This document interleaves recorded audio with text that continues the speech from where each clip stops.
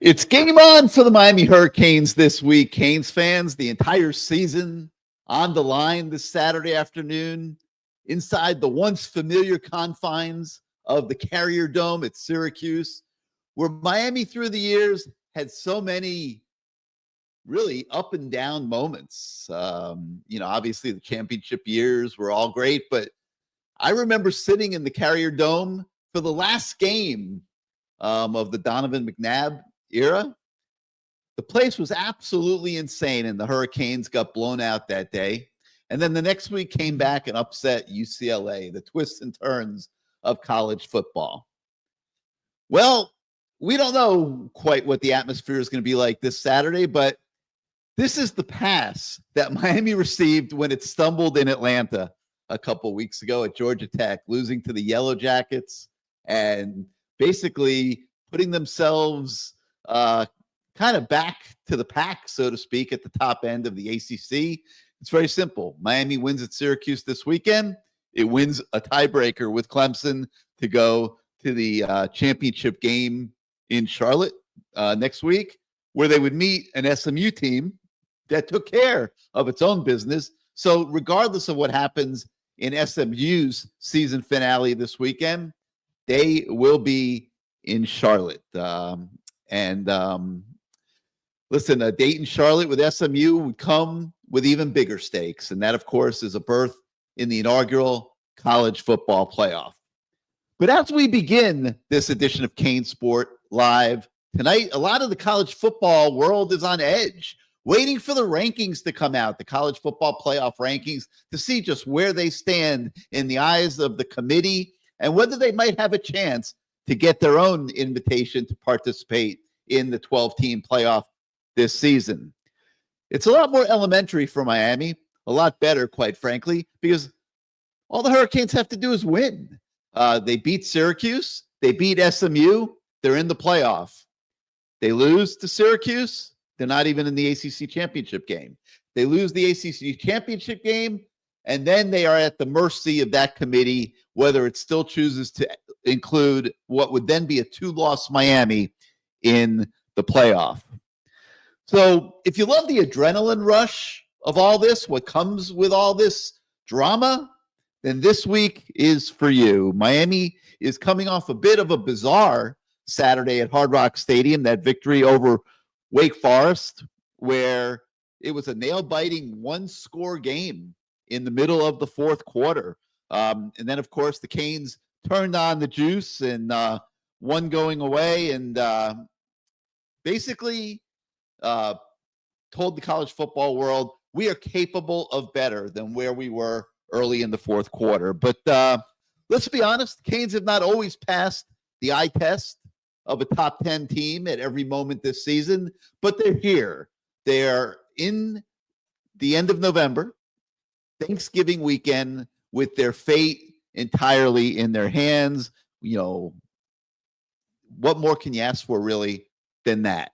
So Wake Forest, the Syracuse game, the moment. We're going to talk about all of it tonight as we begin this new edition of CaneSport Live. And hello again, everybody. I'm Gary Ferman, the publisher of CaneSport.com, and we welcome you again to your show, The People Show, CaneSport Live. As always, this is your show.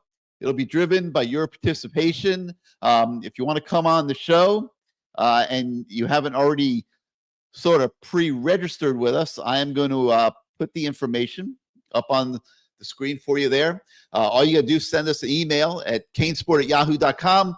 We'll send you an invitation into the studio, and then we bring you on the show in the order that you land in the studio. Matt Shodell will be joining me once again tonight. So let's get the party started by going to Matt himself, who we got to wake him up over there. He looks like he's dozing off on us here this evening. Matt, welcome back to your favorite show of the week. One of many, but without a doubt, the highlight of your existence, CaneSport Live, where you get to visit with some of our friends and set us up tonight. What are your thoughts on all of the different elements that I brought up there in that eloquently written and read open? I mean, dozing off is a close second to being on this show for sure. It's a weird sense I get. It's almost like fans are waiting for the other shoe to drop. It's like there's not that much. It doesn't feel like there's that much excitement. I don't know. I mean, we have plenty of posts on the message boards, but it's not like I can't believe how great this team is. I'm so excited to beat Syracuse and go to the. What are you talking about? I'm watching Kane bouncing off the walls at his job. I'm watching Greg doing jumping jacks in his living room. I'm watching Jake pound liters of wine, getting ready to come on the show. Who else? I see BK Hurricane anxiously waiting to come on. There's a lot of excitement. What are you talking about? I mean, they're excited to trash me, not to be excited about the Hurricanes, but there's this feeling out there that this is still a not for real team. They're 10-1. Best chance they've had to win 11 games since 2002. I think they went to the championship game that year, not the ACC championship, mind you, the national championship, because they weren't in the ACC back then. So there's sort of this weird disconnect, and I think some of it. I talked to some of my friends out there, and they're actually disheartened by NIL and the transfer portal. It's not. They don't get the same enjoyment from college football. They feel like it's rooting for a professional team, but it's like different players every year. Like, for instance, Mario takes 15 transfers a year, let's say, or it's been, 13 or 14 on average. They're gone after a year. They're like hired mercenaries, It's like Russia taking North Koreans to fight the war for them. Like, we don't need people. We shouldn't need people to fight the war for us. And it's almost like you're rooting for a Michigan State guy to do well. You're rooting for, like, they picked other programs. Miami fans always get excited about guys that love Miami, that always wanted to be a Hurricane, that were dying for that Miami offer. They don't exist anymore, it doesn't seem like. And I think there's just some sense of resignation to this is sort of the new normal, that these players don't love Miami the way fans love Miami. The players don't love FSU, Florida, Ohio State, Alabama the way the fans love those programs, and it's disheartening. And I don't think it's wrong, but I do think it's wrong that fans aren't more excited. The team's 10-1, and they act like the team's, another 7-6 team, 7-5 team. Like, I don't see any real difference in the enthusiasm level to where it should be. Obviously they're not complaining as much. Okay, that's great. Lack of complaints, but I don't see the the really profound sense of where, there's no we're back posts, right? There's no we've finally done it. There's no Mario Cristobal is the savior post. You don't see any of that because I don't think fans are ready to trust themselves after so many fits and starts over the last 20 years where they think it's there and it's not. If you give a dog a treat to his face every day and pull it away, the dog eventually is going to stop even reaching for the treat. The dog's going to be like, you know what? I don't think I'm actually going to get it this time. And I think fans have this feeling that the rug's going to get pulled out under their feet, either in Syracuse or in North Carolina. And if not, I think they have a feeling they're going to get blown out in the first game of the playoffs. Like, there's this weird, like, doom and gloom, like it's just going to happen again, because it's happened for 22 years. You've pulled the treat out of the Miami Hurricane dog's mouth for 22 straight years after having high expectations in the preseason or a good start or a 10-0 start. And, like, the fans have been beaten down, man. And it's sad to see. Like, it is sad to see because I covered this team when they were winning national championships. And I know what the mood was back then. I know the aura around not the players in the program, but around the fan base. It was like, good luck trying to beat us. We're going to kick your butts. And now it's like, I hope they don't kick our butts. That's the new mentality of the fan. And I don't think it's going to change until, honestly, Miami's had multiple years of success with homegrown talent instead of paid mercenaries. That's just my feeling on talking to my friends and just sort of knowing the message boards the way they have been, were, are, and can be. It's funny, and I never agree with you, but I'm kind of like in the middle on this. I was talking to somebody at Tennessee today about this subject, and everybody around the country who is involved in college football is kind of seeing the same thing. It's not the same. It's just not, and it's not just Miami. It's all around the country. People are going to the games. Attendance has been pretty good this year. And the Miami road crew that's been going to these games on the road has been as good as ever. I mean, Miami is traveling right now really as well as it has in its entire history, including in the 80s and 90s when the Canes were playing for national titles. But beyond that, it doesn't seem the same. And, maybe that changes now that we're getting to the end of the season. The games are more meaningful. If you get to the ACC championship game, if you get into the playoffs, maybe people get fired up. But, listen, there's some guys, like Greg or Kane, they're high octane all the time. But I kind of agree with you a little bit that in terms of an entire fan base, not just at Miami, but in college football in general, they've become a little bit detached. And maybe the way these rosters are coming together has a lot to do with it. I mean, you have fans, they go to the games in September, they don't know half the damn team. They're getting to know. I mean, if they're on our website every day, they start to get to know them a little bit. But for the most part, they're getting to know the team, and it's halfway through the season before they can even tell you who the players are. So it's an interesting dynamic. But all that said, this is a big week for Miami. They have got to get this done. Going to Syracuse and unfortunately they messed up in Atlanta, so now this is do or die. If they beat Georgia Tech, this game doesn't matter. They're in Charlotte no matter what. Now this is life or death. This is a playoff game Saturday at Syracuse, and listen, they got to get it done. I mean, they just you wait so long for this opportunity. They had one chance in 2017, but they weren't really built for it then. I think they are, even though there have been some ups and downs with the defense, and even the offense has gone a little stagnant here at times lately. I think this team is built to be able to win at this time of the year, and we'll see what happens. But let's get some excitement in the room here. Can't think of any better place to go to than Kane for that. So Kane, welcome back. Hey, fellas, happy holidays to y'all. You think I'm going to get loud and get crazy? Man, not tonight, man. Fuck it, I'm happy. We got a chance to beat Syracuse. We got a chance to go play SMU. Here's the only thing that's messing with my mind. Ain't no way in hell we go SMU win. Boy, that board is going. You have to shut that damn board down. You know that, Matt. You know that, Gary. That first year, and we've been there 24, 22 years, and we don't win the ACC championship. What y'all think the explosion would be? The explosion would be epic. So hell, it's like this. If you win, you got to beat them. If you lose, I'm just saying, I don't know. We shouldn't, but we say that against Georgia Tech too. Okay, but if it does happen, Clemson go in there and whip their ass. Don't let these clowns win this championship. And all the Miami boys on that side, Rashad Smith, Harvey. Oh man, they'll love to get a chance to try to block us up. But hey, other than that, man, I'm happy. They always doing the dirt with Miami. Cam Ward, he don't care about the awards, so guess what? I don't give a rat's ass either. Because ain't no way you can kick a man out that, against the Georgia Tech game, and he wasn't in the top 5, and he barely getting recognized now. He's settled. He's cool. His favorite meal for Thanksgiving is chitlins. Hell, that man on the road, baby. He ain't playing no game. He wants to win. And that's the love that I have for the young man, because he's all about team. Damn all that other bull crap. So how do you feel, Matt? How do you feel, Gary? Let's hear it. Well, they got to beat Syracuse this week, but can you imagine what social media is going to be like next week if they do with all those guys, Burchard and Keyshawn and Roberts and Harvey and the whole state of Florida.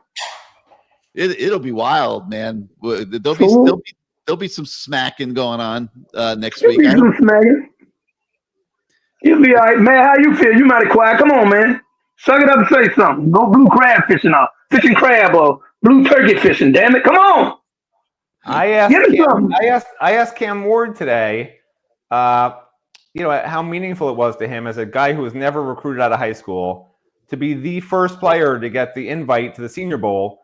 He said, "I don't care about the damn Senior Bowl." I'm like, I hope the Senior Bowl people aren't watching this. He's all about winning. My concern is that the rest of the team needs to be all about winning because they've been so inconsistent. I get why fans are frustrated with this team, even at 10-1. People predicted before the year they'd be 10-2.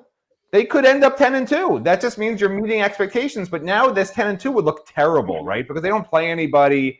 Like, they can't lose. If they lose to Syracuse, like, don't even go to a bowl game if you don't make the playoffs. Like, at that point, just shut the freaking program down for a year, because fans are going to be outraged at They would be outraged, but guess what? Having the top quarterback in the country and all these great players coming back on defense that can't perform, the best receiving core in the country, top to bottom, an NFL tight end. Like, how do you not play a top 25 team? The best team you played is Florida, and you can't even make the ACC title game. Like, at that point, what do you say? How do you excuse it if you're Mario Cristobal? How do you say, well, this is going to be better because X, Y, and Z? Like, they have to win this game. This is a program-altering game, because if you lose it, people will never believe in you for a long time until you get there. But if you win it, you're so close, right? 11 regular season wins, 11-1. So if you fall to SMU, okay. I mean, it still wouldn't be great, but it's a hell of a lot better than losing to Syracuse and being just in a bowl game. Understood. But the only thing I'll say to that, if that did happen, is only one team I would like to play. God damn it, I love to play Colorado. You know how much money they'll make for that game? You got 2 Heisman Trophy. Well, you got Heisman, a quarterback Shedell. You got Cam, both going in the draft. You got Hunter going in the draft. Oh, man, it'd be epic money on that if that would happen. But we don't want that to happen. So 2 tears in the bucket, you know the rest.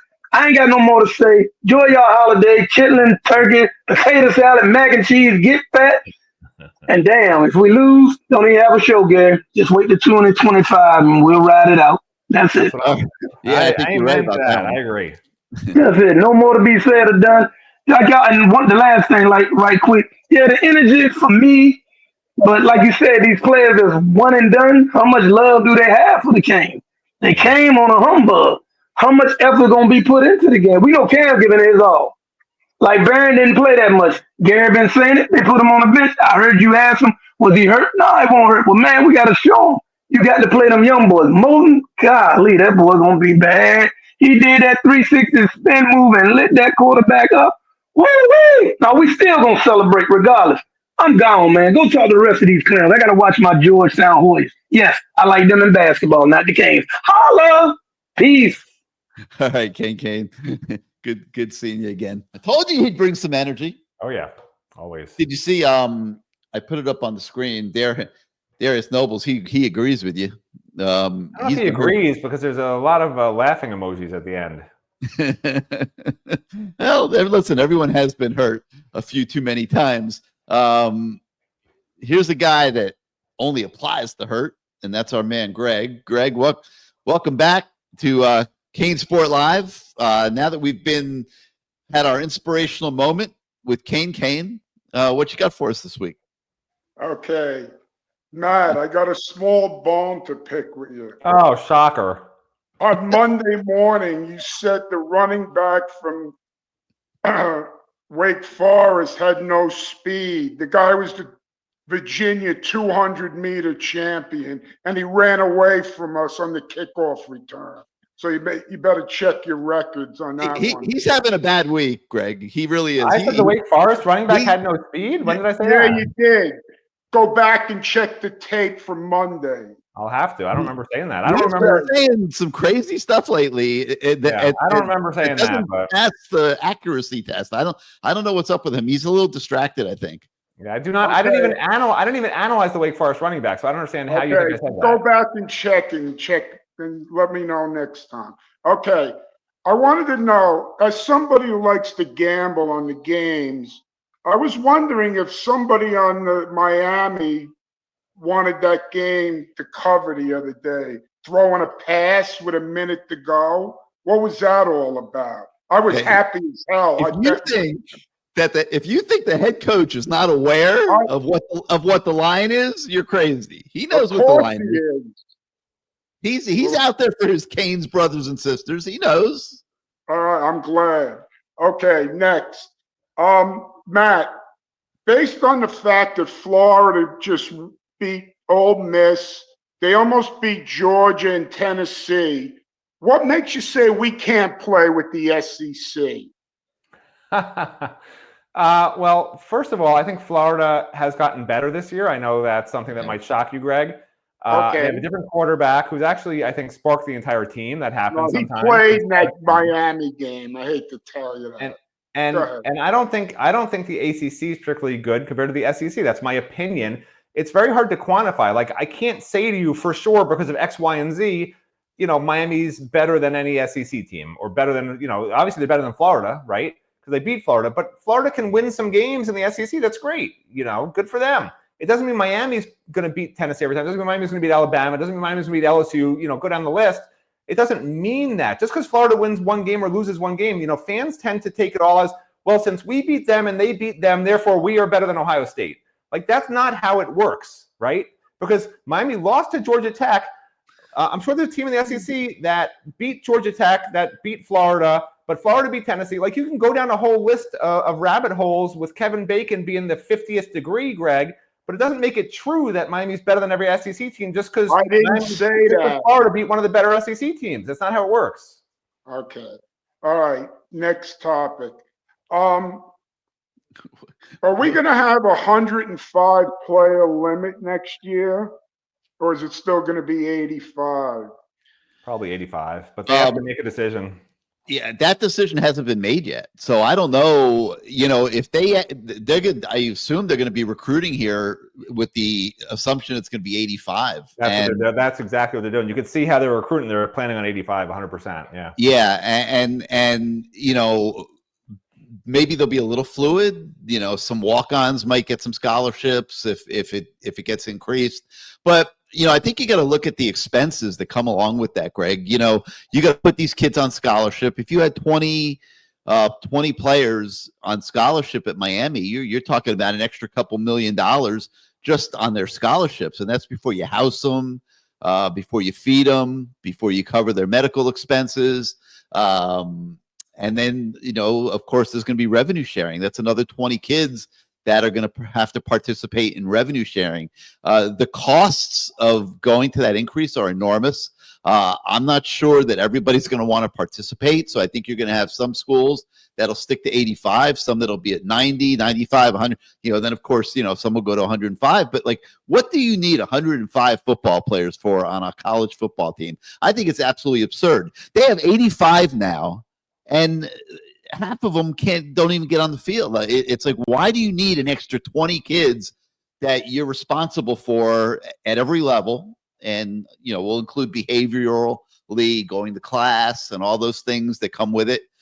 Like, what do you need that for? Why do you need 105 players in a college football program? I hope they reverse course on that. I don't know if they will or not. I don't know what Miami's going to do. Miami's staying flexible on it. But it looks like Matt said that right now they are recruiting based on 85, and I expect that will be where they go here in the month of December, unless something changes really, really fast. Okay. On Senior Day, were there any surprises of just took their roses to their mother, guys that you didn't expect to be in the line? No, because it doesn't mean anything. If they have eligibility to come back, they could still decide to come back. Sam Brown would be an example of that. Mesidor is an example of that. Like, they could still come back. Just, they would like to go pro, but if they don't get the right evaluation, that doesn't mean they will. So Senior Day doesn't mean a ton in that regard. I wouldn't put too much stock in it. I mean, maybe you're seeing an intent there with a couple of those guys, but I don't think it's a final decision. It's also a negotiating tactic, right? Because if you have the option to go to the NFL, they have to give you more NIL money. It's like, hey, I'll just leave. You better redo my deal. So, okay. Did I answer your question before about Miami and the SEC? Like, I think if Miami had Florida's schedule, just to be clear, I think Miami loses 3 or 4 games. Like, I don't know if that's what you were asking me or not, but that's what I think. I'm saying, in a one-game situation, why can't we compete with that team? Of course. Yeah, Miami could win 1 game against any SEC team. Absolutely. If the ball bounces the right way, they're not that far off at all. If they play their best game and the other team doesn't necessarily play its best game, then I think Miami wins those games. But I don't think Miami's better than the top 3 SEC teams. Like, I just don't. That's just my opinion. I think with Florida's schedule, like I just said, Miami loses 3 or 4 games with that schedule. Okay, what happens if we win the ACC and the portal opens 2 days later? You think any players are going to leave? before the next game, which will be around December 31st? Yeah, Yes. absolutely. Yeah, I but mean, they won't. any of the starters I'm talking about. No. No, there's no reason. Why would they? Miami's very competitive in NIL. There's no issues there. I mean, maybe if guys go in the portal, there might be teams that try to poach them. But if a team takes a shot at a guy that's on the active roster, that's tampering. Like you're not allowed to do that. So you can't. I mean, obviously there's under the table deals and stuff that take place, but no, I don't think you'll see guys that are starters or rotation guys on this team leave right before the college football playoff. Absolutely not. Now, if they ever were to lose any of these games, obviously that's a whole different situation. Okay, this Heather Dinich from ESPN said that if Miami plays SMU and it's a really close game, they could both get into the playoff. Do you agree with that? It's looking that way right now. Yeah. Right. Okay. One last point.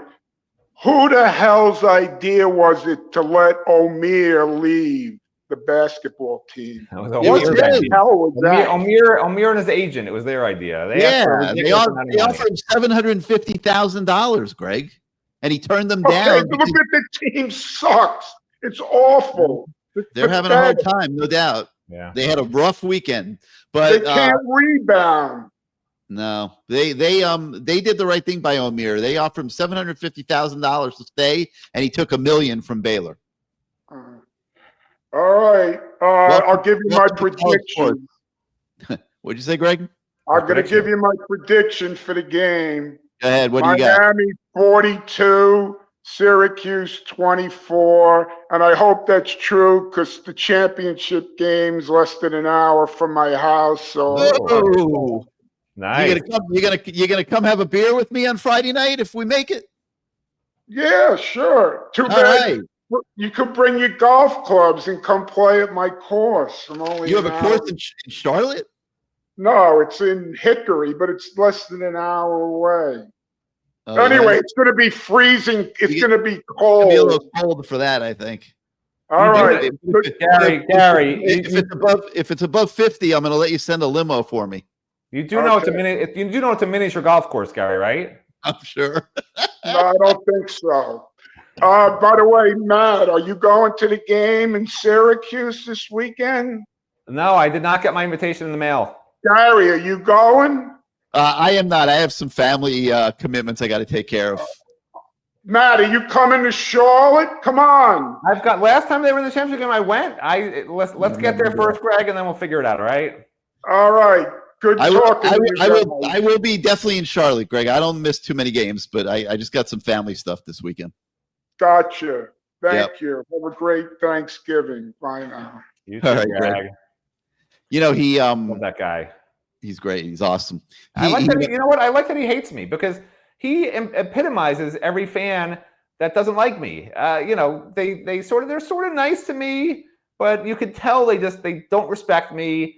They don't believe me. They don't listen to me. And then like a little bit later, like a few years later, like, oh yeah, I guess he was right, or whatever. Oh, the transfer portal, you were right. They shouldn't have taken all these just another guys. I guess he was right. I'm a savant. I'm a hateable savant.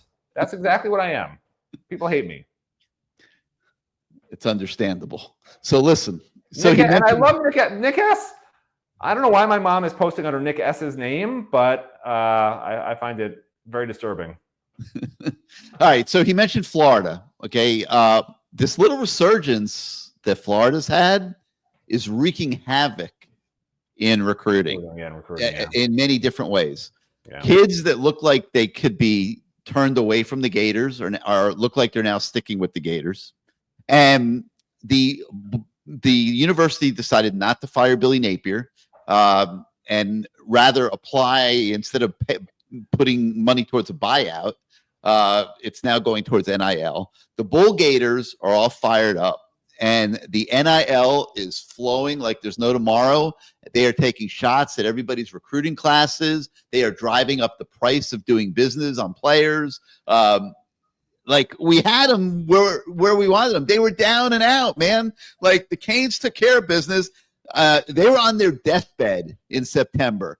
What the heck did Ole Miss and these schools let them like rise from the dead for, man? It's like this is going to be a wild final week of recruiting. I hope everybody watching is a CaneSport.com member. We will have all the coverage for you blow by blow every step of the way. There's going to be a lot going on this next week, and a lot of it is driven by Florida wreaking havoc in every way they can. I mean, they don't care what, even kids they know they're not getting, they don't care. They just want to drive the price up and make other people spend more money. So it's going to be wild. Let's put it that way. So stay tuned to CaneSport.com for all of that recruiting coverage. We'll have it every step of the way. All right, Jeffrey Francis says we got to do something with that number 7 on defense. He ain't going to cut it for real. Jaden Harris, Matt, is everybody's punching bag right now. We're seeing these comments all over social media, on our message boards.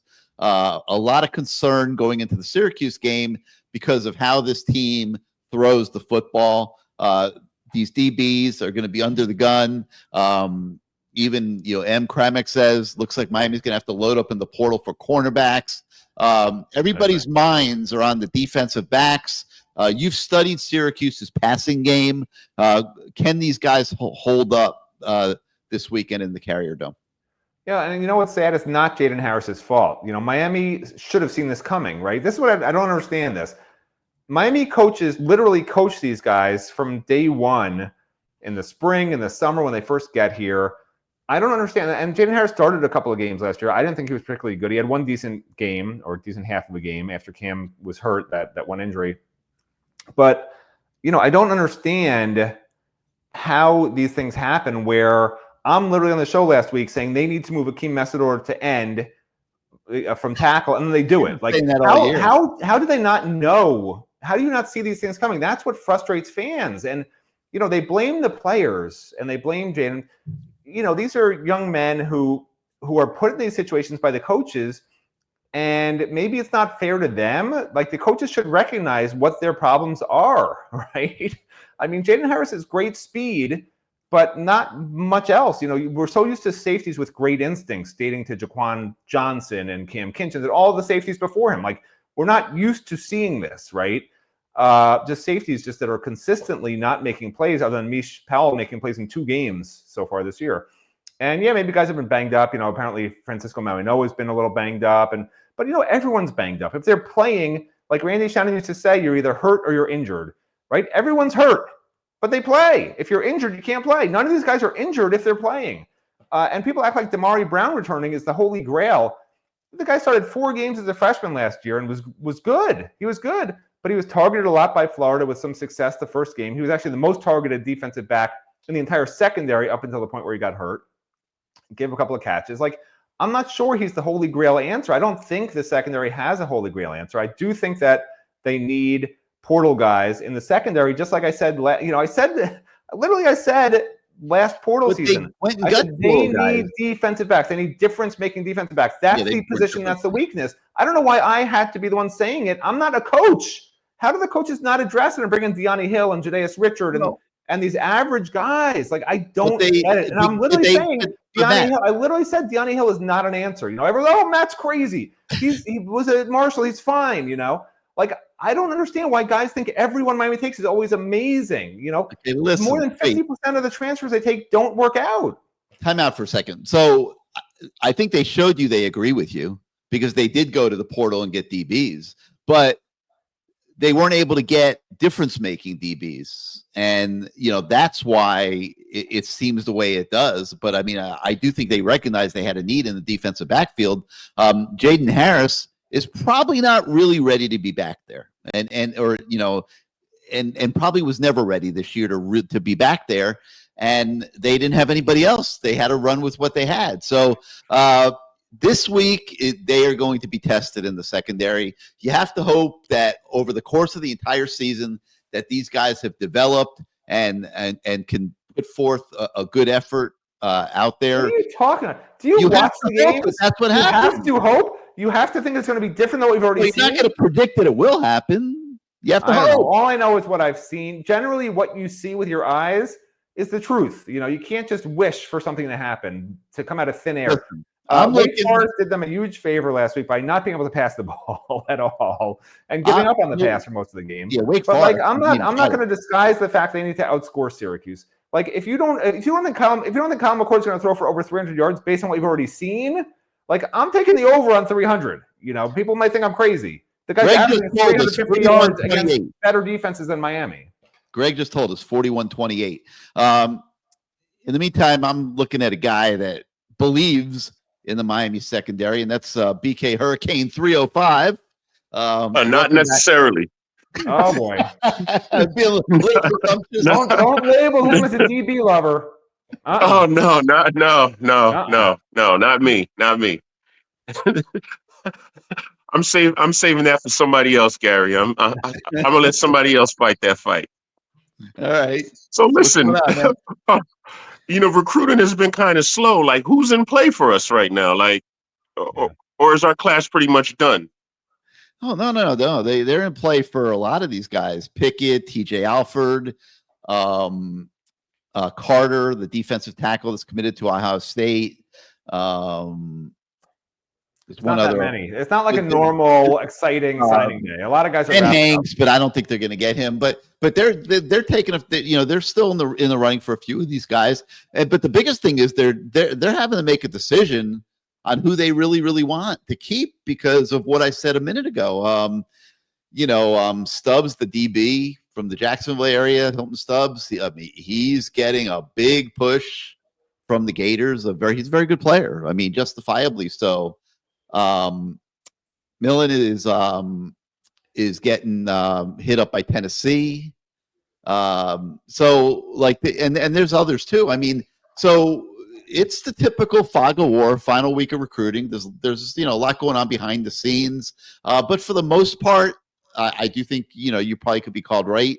The class is probably 90% done. Okay. Is on the injury front, is Austin back yet or he's still out? We hope. I mean, he's kind of like we don't have a firm answer on that. We really needed that guy this year. Yes, because with Barron acting up the way he was acting up, we could have just he could have been out of there. 6 games ago. 6 games ago. Yes, you're 100% correct. And listen, an outside pass rush has been what's kind of been missing from the defense. This year they haven't really until Matt threw it out there, just moved Messidor out there, then we added last week. Outside, yeah, but what they really need is Messidor and Austin. I mean, quite honestly, and then let Bain rush from the inside. That's what I think they should be doing. But you're right. He would have helped them a lot. Yeah. How do you feel about a couple of our guys getting snubbed on the award scene this offseason? I think they snubbed Borregales. Yep. He was one of the better kickers in college football. They snubbed him.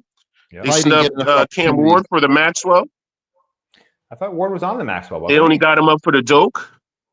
I mean, for the Davey O'Brien. He wasn't on the Maxwell list? Yeah, no. You sure? Yeah, he is. He's not on the final. He's not on the final list? He's not on the finals list. It's Dylan Gabriel. Yeah, that's ridiculous. Genty and Travis Hunter. He's not on the finals list. Yeah, that's ridiculous. Yeah, it's crazy. He's only up for the Davey O'Brien right now, it's looking like. And maybe, I don't know if they put out a Heisman list yet.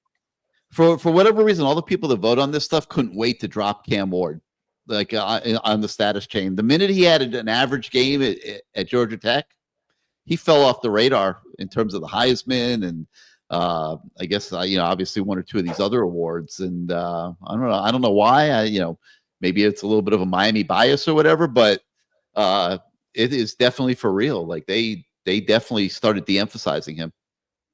I mean, he had a few non-Cam Ward type games. I don't want to say they were bad, but they weren't up to the earlier standard. Like even last week, the week before, it was good. Not your typical Cam Ward numbers for 4 touchdowns, 5, whatever. So yeah, it's been a little bit on a downslide, but you can't have that eliminate a whole body of work. He's a record-setting guy, but you know what? I don't know if it's true or not, but he says he could care less about awards. So whatever. Let somebody who cares about awards get them, I guess. I let's mean, don't if- not let it bother us too much if he doesn't even want it, unless he's lying. But I don't think he lies. I'm sure he's telling the truth. I mean, I could see if he's trying to make a good run at the national championship. I'd give up, those awards if I could get a good run. Yeah. In the national championship, yeah, sure, why not? And the way college football is right now, like everybody's beatable. Maybe not Oregon; they're looking good, but everybody's beatable. Oregon The had SEC is not the same. trouble with an average Wisconsin team. you Below know, average. like like the SEC. I'm not downplaying the SEC, but they're not the same league. Everybody like to say they beat up on each other all year. They've never beat up on each other like this before. True. This is unheard of. Get used to it. This is what the Yeah, SEC is yeah. going to be because they've made it too overloaded with quality programs. It's like everybody thinks they gotta Well, be in there. it's not just that it's quality programs. It's that you got the NIL. Now it's somewhat more of a level playing field, and don't let Auburn get good. It's going to be a disaster.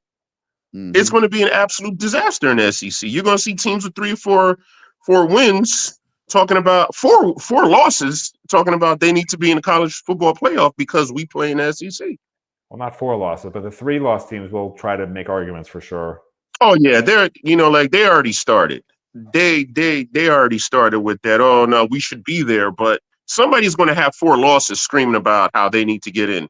Just from the way things are, unless Texas wins out, somebody's going to have maybe 4 losses screaming about how they need to be in the playoffs. I mean, I like the You idea know? of just taking the 2 teams that are in the title games because, teams that lose the title games that reach there that are left out of the playoffs in favor of a team that didn't even make the conference championship game in the same conference, that bothers me a little bit. I don't get it. But that's going to happen. That would be a good idea, but somebody will complain. That's for sure. But it makes things easier. Somebody will complain. I mean, look at Indiana now. They might not have a shot to play in the big what is it? What are they? The Big Ten? The Big Ten championship game if Ohio State wins out, it'll be Ohio State and Oregon again, and then Indiana wins out, they're sitting there with 1 loss. You're talking about, well, hey, why can't we why can't we get an automatic bid? Yeah. Let's say Miami does win the ACC title, right? They're going to play maybe Georgia or I don't know. Here, here's the projection as of today. Where the rankings just came out. This is what the I'll take that. This is what the I'll projected take playoff that. would look like right here. So, yeah, I mean, you'd probably be playing the Penn State or Indiana. Penn State or Indiana. Penn State and Indiana. Yeah. Oh no, I'll take that. I'll take that every day. Yeah, and I'll take that over Ohio State. That's a pretty good. I'll take that over that or any SEC school over Georgia. Yeah, I'm good with that. Yeah, I mean, if it played out like like this graphic is showing, there's no chance. The chance of that playing out like that is the chance of like a hurricane hitting us when we're in the path and it's 7 days out. We're in the middle of the path and it's 7 days out. There's zero chance that's what it's gonna look like. Zero chance. They're not going to be that nice to us if we make the the playoffs. They're not going to be that nice to us. Yeah, we'll see. They're going to start ranking SEC teams to get a SEC Miami matchup, which would be good for ratings. But this is an awesome thing, though, man. Like I'm looking at this. So let's figure Georgia beats Tennessee. Just thinking, hypothetically. Man, an Oregon Georgia game would be hellacious. Like that would be a great game to watch. It might even be down here. Who knows? Then Notre Dame is as hot as any team in the country. I think that's SMU that they do have SMU getting in right now. Yeah. And then the winner of that game would play Texas. Texas Notre Dame be a hell of a game. Miami Penn State would be a hell of a game. And then I guess Ohio State against I guess that's Boise, right? that one wouldn't be so exciting. But 3 out of the 4 games would be. They really, have Arizona State winning the Big 12. By the way, BK, because it covers up Matt. This is great. They have Arizona State winning the Big 12. I'm just seeing that. Yeah. But whoever gets to play Boise State gets a pass, man. Boise State, everyone's going to want to play Boise State. And then Ohio State, and that's what's wrong with the system, quite honestly. Someone was saying it the other day. It's like the NCAA tournament in basketball. As great as it is, everybody knows they don't take the best teams, right? That's the system. The system is to reward teams for winning their conference. What the football conference does with 12 teams is they still don't take the best teams. As much as they want to claim we're taking the 12 best teams in the country, they are not. They are not taking the 12 best teams in the country, unfortunately. Don't be surprised if Notre Dame wets the bed this weekend. You think the run's against SC? Against SC, I have no faith in that team. Really good football. Yeah, they're good. They're playing good football, but they did lose to what? Who they lose to? Northern Illinois or something like that? I can't explain that one. This is the kind of year we've had in college football, so that's why Miami needs to make it there. They could beat TCU. They could beat TCU and make it to that championship game. I'm not saying they're going to win, just like TCU made it to that championship game with no defense, all offense. And they met a Georgia team that was stacked, and they got smoked. Yeah. So, I wouldn't mind getting smoked if it was the national championship. Only in the national championship, though. Only in the national championship. But I don't think that would happen. It would just be a crazy high-scoring game. Trick plays everywhere. Mario would throw the kitchen sink at everybody just to get that win. I gotta think, you'd see the most ridiculous things ever. I got to think Miami does have some kitchen sink that they have not unleashed yet. They make to the playoffs. You're going to see stuff that you're going to be like, where was this guy all year? Well, you're going to see Chris Johnson running wheel routes. Where's Chris Johnson been all year? Correct. Yeah. You're going to see Chris Johnson running wheel routes, returning kicks, faking punts. It's going to be crazy. It's going to be absolutely ridiculous if they get that far. You're going to see some crazy stuff. Yeah. All right, BK. All right, guys. Thanks a lot, though. Happy Thanksgiving, everybody, though. You too. Yeah, happy Thanksgiving to you as well. Good talking to you. All right, let's go to. I don't quite know what this means, but it's T-Dogg in the sauna. He is in the sauna, that's for sure. Jeez. That's What's awesome. good, guys? Wow. What's up, T-Dogg? Working up a little sweat there, huh? Trying to lose a few pounds before Thanksgiving. Yeah, man. Can you hear me? Yes. We can. Yeah. Okay. Yeah, man. I know I like to get down during Thanksgiving. Like my boy Lance Guidry said, the whole dressing thing, I totally get it. People of my ilk get it. We know what that means. We don't call it stuffing. It is dressing. He's absolutely right. So shout out to my guy Lance Guidry. I feel you. All right. This is that time of the year where awards are given out to the players. So I would like to get my awards for this year. I tried to tell your ass that we was going to miss Cam Kitchens. I want that award. I want the award for saying Sam Brown was trash. He keeps dropping balls. He's slow as hell when he catches a ball on a curl. It takes him forever to get out of the blocks. I want my award for telling you that Lyle should have been used all season long. Granted, we finding out maybe he was a little hurt, but I still think there were some games where they could have used him and he wasn't hurt. He's a difference maker to me coming out of the backfield. What else do I have, Matt? What are my other awards? I don't know. Those are all things that Gary got wrong. What about the ones I got right? You don't want Sam Brown back next year. You think? No, man, no. Let him go. Let him go. And let me just say this. I think that shit that's going on with the Luke thing and all that is BS, bro. I think that's total BS. But I will say this on one thing I do agree with him. He is taking snaps from somebody else. Sam Brown is. I totally agree with that. I don't think that K Beard is a bad coach. But I do think that Brown is taking. I really do, Gary. For the money that we gave him, bringing him all the way over here to stunt someone else's growth, I don't think it was worth it. To be honest with you, you could say that Martinez was worth it, but you can't say that Sam Brown was worth it. I do think he was worth it, and even without the Monday morning quarterback aspect of it, which obviously is that nobody has gotten injured this year. They've been very healthy. I think you having a fourth proven guy out there. Horton came into this year. You thought he was going to be good, but I wouldn't say he was proven. And I absolutely think having him on this team has been a positive. He's got like 35 catches. He's capable of so much more. He's played a lot of college football. And when you get to this point in the season where you're playing better teams, and it's valuable to have guys like that. But it's really, he's not taking anybody's reps. He only had 28 reps the other day. Let me tell you whose reps I think he's taking. I think JoJo should have been out there. Horton had taking 40, JoJo's reps. Joseph Ray hasn't done a damn thing. Okay, I said JoJo. I said JoJo. Oh, JoJo Trader. He hasn't really done a lot either, quite honestly. Of course, because he hasn't been out there. That's my point. I understand. Yeah, I understand. But obviously, they think Sam Brown right now, a veteran Sam Brown, is better than a true freshman JoJo Trader. And having watched them in fall camp, I can't argue with it. Like, I've been to about 4 games this year. As you know, we sit real close at the home games, and then when they came up here for Georgia to Atlanta for the Tech game, I was there.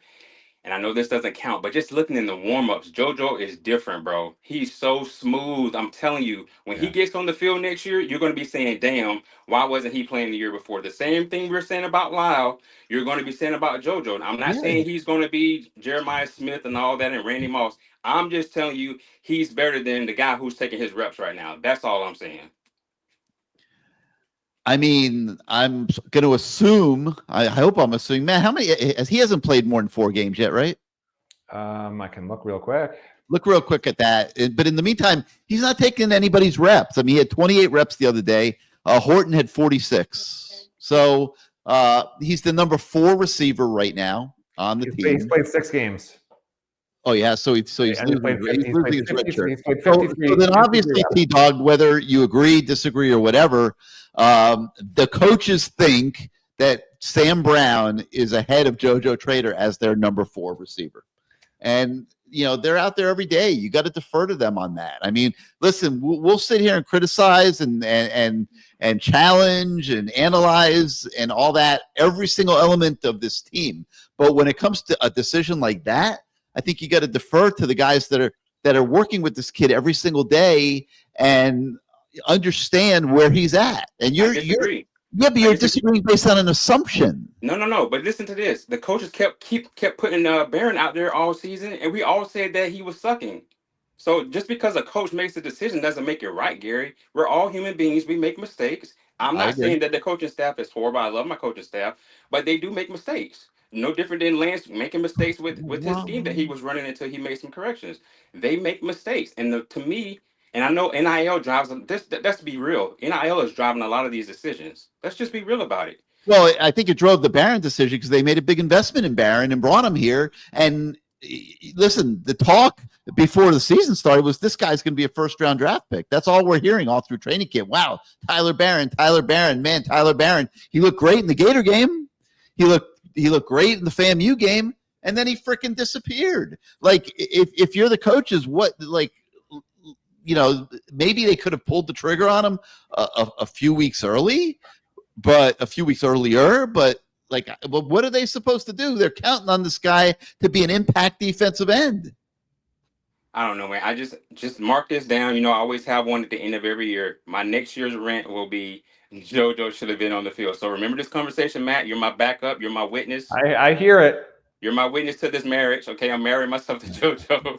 We'll be talking about this next year. And he definitely could have been on the field if they felt he was number 4 instead of, I guess, they probably would say he's number 5 right now. Okay.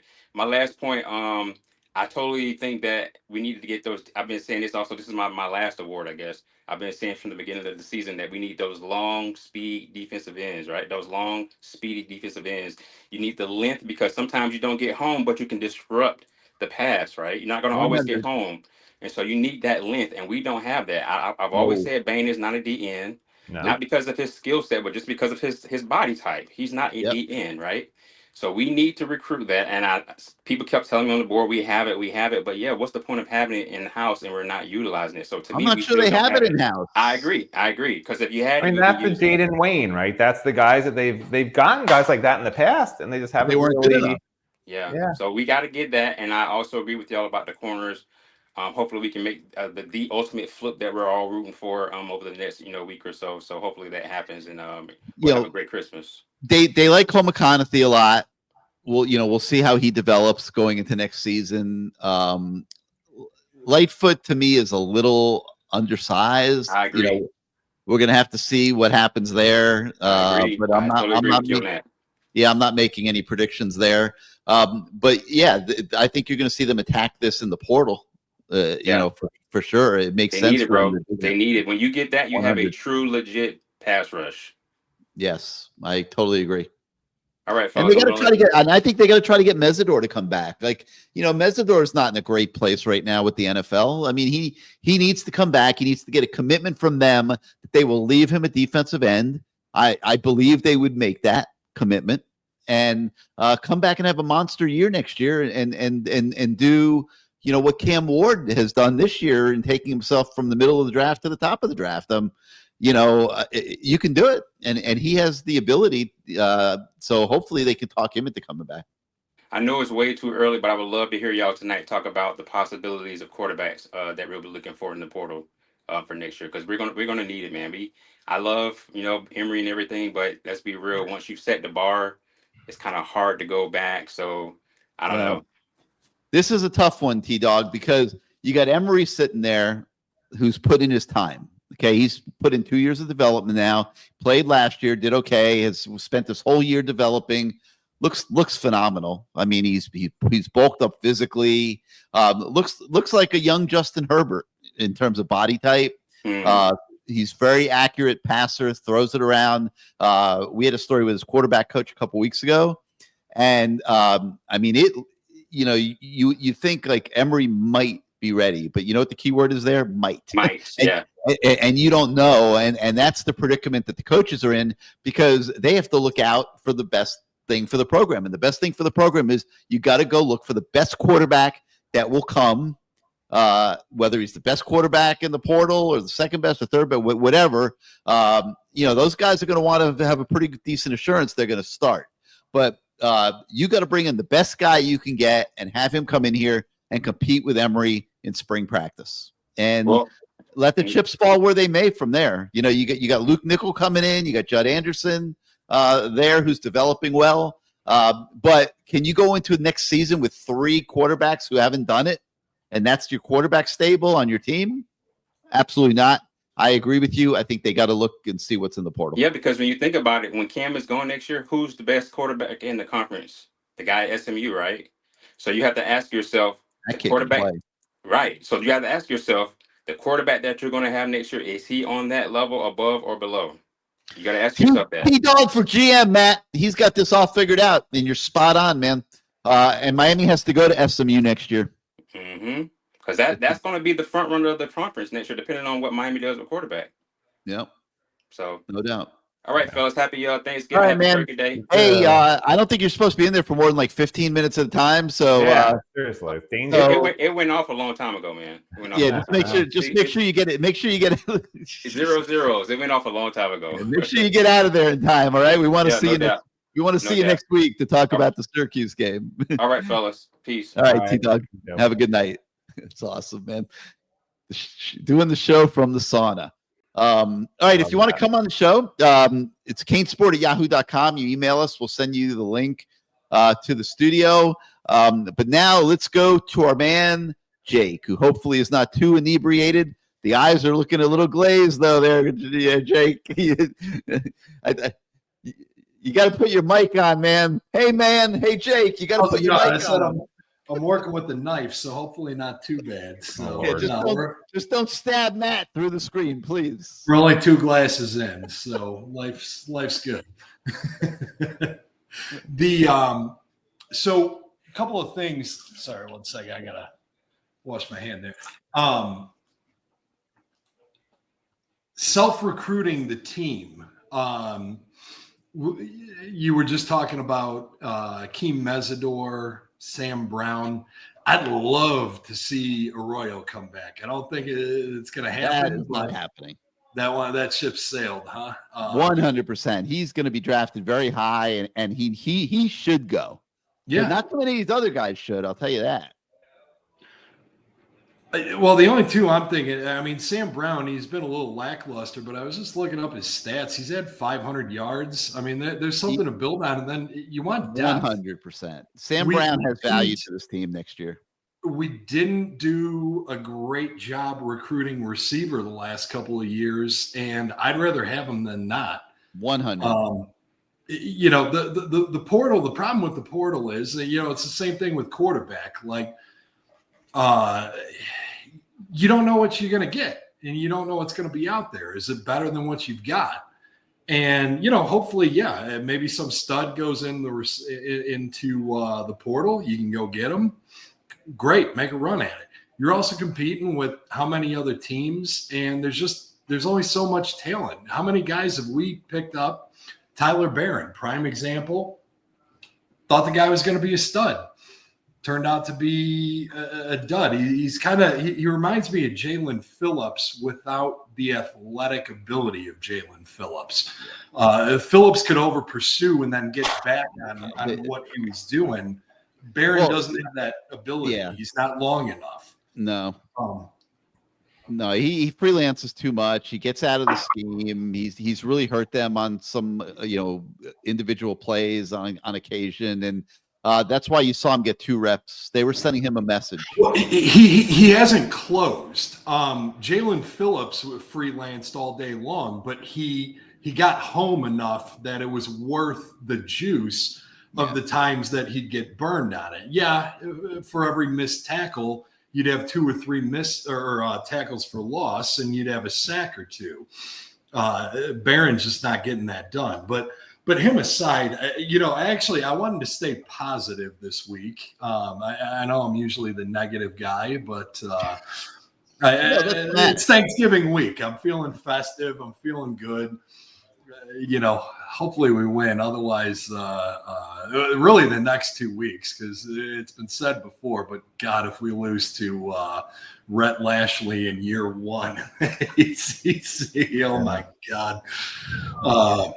That's going to be. Let's get there. Let's worry about that next week. One week at a time. 1 week at a time. They got their hands full this week. So one of the things you guys started talking about it a little before, but the SEC, I can actually understand the representation or the over-representation in the SEC.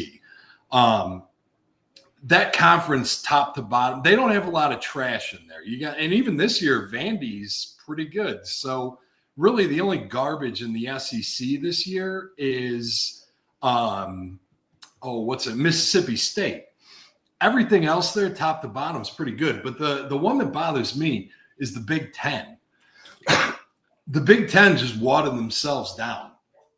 Yeah, you added Oregon, but you added 3 other irrelevant teams. I know USC was supposed to be good, but they really haven't been good in the last decade or so. They've kind of been. They can come back. Though the USC will be back to being good. It's but they've been like on the Miami trajectory, and that's a little self-deprecating, but they've been an underperforming team since they won their championships right after we did. They haven't really made any noise since then, much the same as us. And but how many Washington? Hey, they struck gold last year. Good for them. But I'm hoping we can kind of match that same tempo and maybe back our way in. And the thing this year that I think we were talking about, or you guys were talking earlier about the pessimism. And trust me, I've been very prone to that myself, because I'm looking forward to 2025, 2026. I don't like what I see. But this year with Cam Ward, we have that puncher's chance that I don't see any. Ohio State right now, and actually you were saying Notre Dame, and I hate saying both of those. If there's 2 teams I just hate to death, it's the both of them. Those 2 teams scare me a little bit. Other than that, Georgia doesn't scare me. They've been in dog fights in half their games this year. Alabama, they got 3 losses. I'm sorry. We got Cam Ward. We can match against them. Tennessee, same thing. There aren't that many teams this year that it's like, wow, this is just the odds-on favorite. There's no chance. Even Oregon, they've been in some dog fights. They stole one away from Ohio State. They barely won last week against Wisconsin. We got a puncher's chance against any of these teams. Now we got to win. And I mean, and that's the crazy thing is just the same as I think we got to beat Georgia. We got to beat Syracuse too. And you know, that's kind of been the dichotomy of the season is that we could go toe to toe with anyone, and we can also lose to anyone in the same breath. And that's, I think, what's got this anxiety up this year. It's justifiable. And then to further that, I think, you know, like looking back 2017, that was a blast. That season was so much fun. The way it ended, that was rough. We had a lot of bad injuries on offense. I mean, we lost our 3 best offensive players that year. But I think what everyone's so nervous or worried about is like, is this it? Do we get our little run this year? Who knows what it'll be? It could be a national championship. You never know. I mean, this team has a puncher's chance every week they play. But what everyone's nervous about is what happens next year. You know, Georgia's going to keep being Georgia next year. Ohio State's going to keep being Ohio State. Are we still going to be in this mix next year? And Jake, you know, I don't think so. But there's going to be 40 new players on this team by January. Like, you can't even begin to think about next year. We have no idea. I mean, welcome to modern day college football. We have no clue what this team's going to look like 2 months from, you know, a month from now, really, a month and a half from now. It's going to be a whole new team with all different players and characters. And I wouldn't waste 1 second stressing about it. No, I'm going to have fun the next couple of weeks, see how it 100%. plays out. I do hate the idea, and Matt was alluding to this earlier, of like these championship games, the conference championships, not having any relevance unless you're in the SEC or the Big Ten. Yeah, it hurts. It hurts you sometimes if you lose. It hurts you. I mean, what's the point? If we weren't playing in this, that like, you know, supposing we win on Saturday, but let's say Clemson had the tiebreaker and they play and lose to SMU, we'd be better off than if we played in the championship game and lost to SMU. Right. How does that math that up? Yeah, I mean, you know, the benefit is you're playing for a bye. That's your carrot. But there's a carrot. There's also a stick. There shouldn't be the stick. It should just be a carrot, pure and simple. But it's not. And it's a big carrot. Oh yeah, One less game is huge. They still need to redo. You know, the conference thing. I think eventually this conference thing is going to be gone. You know, it'll go to more of the haves and the have-nots, right? Because there's so many teams in these conferences that are not going to be able to compete long-term monetarily. I mean, already, even with Miami being in such a great shape money-wise as it is for NIL, they're allocating money that was supposed to be for the IPF reconstruction of it's not the IPF, but the new facility, right? Yeah. Yep. They had to delay that just because they need to put money into NIL. Like, and that's Miami, where they have tons of money. The NIL program is very, very healthy, right? But at some point, these other programs are going to just go by the wayside and be like, we can't spend these millions of dollars for a 4-win team every year. Like, that's just going to happen at some point. You know, it'll just fly up. Well, I think this NIL thing, to me, it's Pandora's box. I think it's going to ruin college football. The payoff was always supposed to be you make your money in the pros. You go in, you learn, you get developed, and then you go make your money in the NFL if you're good enough. If not, hey, you get a free college education, you get the experience, everything else. Plenty of Hurricanes have made money in the past. Plenty of other players have made a lot of money off of their college degree and what they got from that.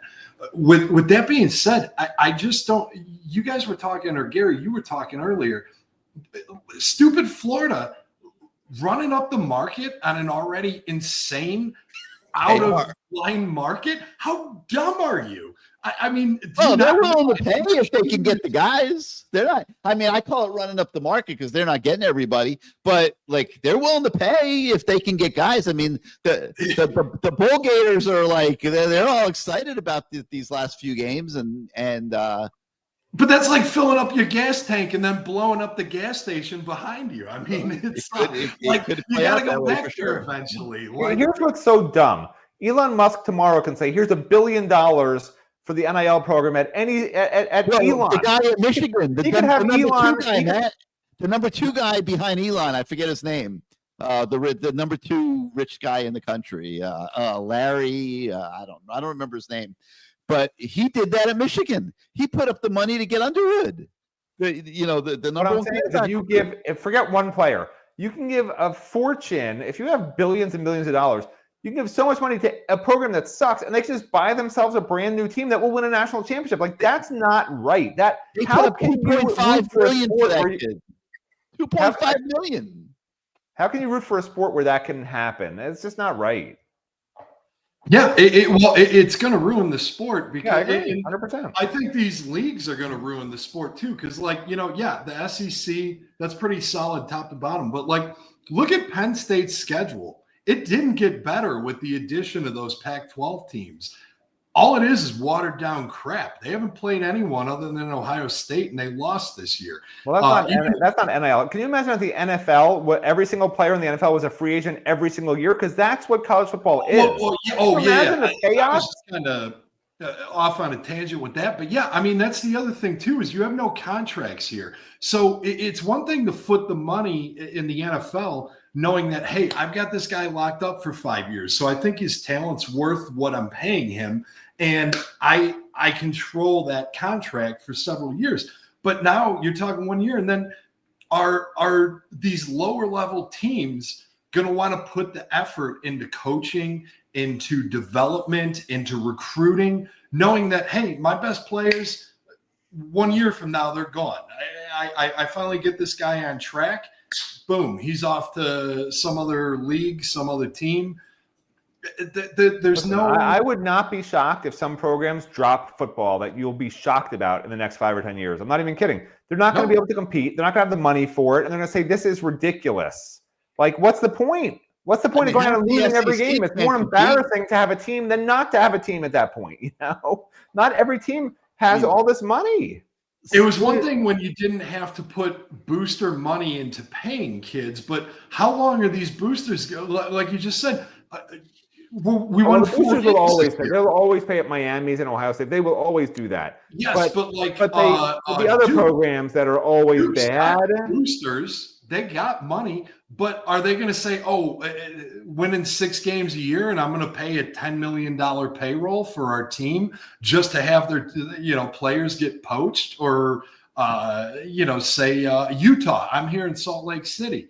They don't have the booster that you have here. They do have pretty good player development, but they're getting poached, and it's like it costs these programs a fortune to do. I don't think it's sustainable, and you're probably going to wind up. For some programs, it's not. That's what I'm saying. For some programs, it's not. For Miami, it's not a problem. For a lot of programs, I think it will be a big problem, and the schools are not going to put up with the presidents of the school if they're not big athletic supporters.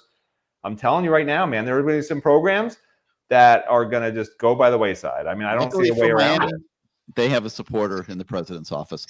All right, Jake, anything else for us this week real quick? So one last thing I'll touch on, and you guys touched on it a little, but are we kind of in that, I noticed some big roster movement this last week, and are we kind of past the point of bullshit where NIL money doesn't mean anything anymore? Absolutely. We need to win 100 single game from here on out. Tyler Barron, hey, you know what? If you don't pay another snap, you don't play another snap. Jordan Lyle's getting it done. You know what? Sorry, guys, he's getting it done. Sorry, 100%. They are absolutely at that point. Definitely. Like Georgia Tech, I think, was that wake up. We had to, we should have won that game. We didn't. And now it's like, hey, best guys on the field. I hope that's the case. It is. All right, Jake, next week, man. See you guys later. Happy Thanksgiving. Salute. Salute, man. All right. George Suniga says if Miami doesn't win the ACC title, this will be a disappointment of a season. Adam? Hey, guys. You look like a wild man, my man. Thank you. But you agree with George or disagree? Disappointment of a season if Miami doesn't get it done? I think Going into the season, no. My over-under was 10 wins, or my high ceiling mark was 10 wins because I didn't know which Cam Moore we would get and how it would all blend together. But seeing how this team has performed throughout the year now, yes. So my expectations has changed based on how we've looked throughout the season. Way to not be a wiffle waffler. Good for you. Well, I'm not. I'm saying right now it would be. Right. At the beginning I'm the of same the way. year. Listen, I predicted 8. What did I predict? 8 to 12, so I settled on 10. And then I changed it to 11. But they could wind up at 10-2. If they wind up at 10-2 in the regular season, then everyone's gonna be like, we should have just stuck to our guns, because pretty much everyone predicted 10-2 was the baseline at the start of the season. And then all of a sudden they're 9-0, and everyone's like, oh my God, they're going 11 or 12 games. But maybe I think Rocky sums it up pretty good. Yeah, that's true. You can't go 10-2 when you go 9. When you go 9-0, you can't end 10-2. Like, that's a sign that your program's not getting better as the year goes on. And that's sort of been the problem Miami's had for so many years. They just don't seem to improve. And you got it under Mario. You can't keep doing that with this new coaching staff. You can't. Yeah. How do you what do you think the keys are for? And I don't know if you'll do a prediction later in the week, but what do you think the keys are to going up to upstate New York and coming out with a victory and heading on to Charlotte? Who's your question for? Because Gary will answer this for 20 minutes. I'll answer it in 1 minute. Do you want a long answer or a short answer, Adam? Whatever answer. Pressure on the quarterback, right, Matt? Here's your 20-minute answer. Go ahead, Gary. The floor is yours. I just did it in 5 seconds. Pressure on the quarterback. So like what Pitt did to McCord and make him... He'll break down. Oh, okay. No, because they have some good... I mean, I haven't really watched Syracuse, but they have I know they have Aronde Gadsden's son, who's supposedly amazing, and then they have a couple of other good players on offense, at least.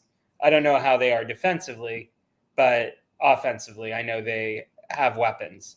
Yeah, I'll tell you one thing, Adam. As I've watched us play defense this whole year, I just have not felt that Lance Guidry was comfortable with this set of personnel that he has. He was not. We weren't watching a Lance Guidry defense, in my opinion. And against Wake Forest, he disagrees with you, by the way. I know he does. But listen, against Wake Forest, where there was no threat of the passing game, Lance Guidry went back to being Lance Guidry. He was dialing it up. He was shooting guys into gaps. He was blowing up plays. He was back to being Lance Guidry. I'm not sure we've seen that at any point this season, Matt. Have we? Am I forgetting something? You're forgetting that it's on the players to look like that. That's what you're forgetting. Okay, but my point is that just because players are slow because they're thinking too much, it doesn't mean they're not running Lance Guidry's defense. It means they're not playing well in his scheme.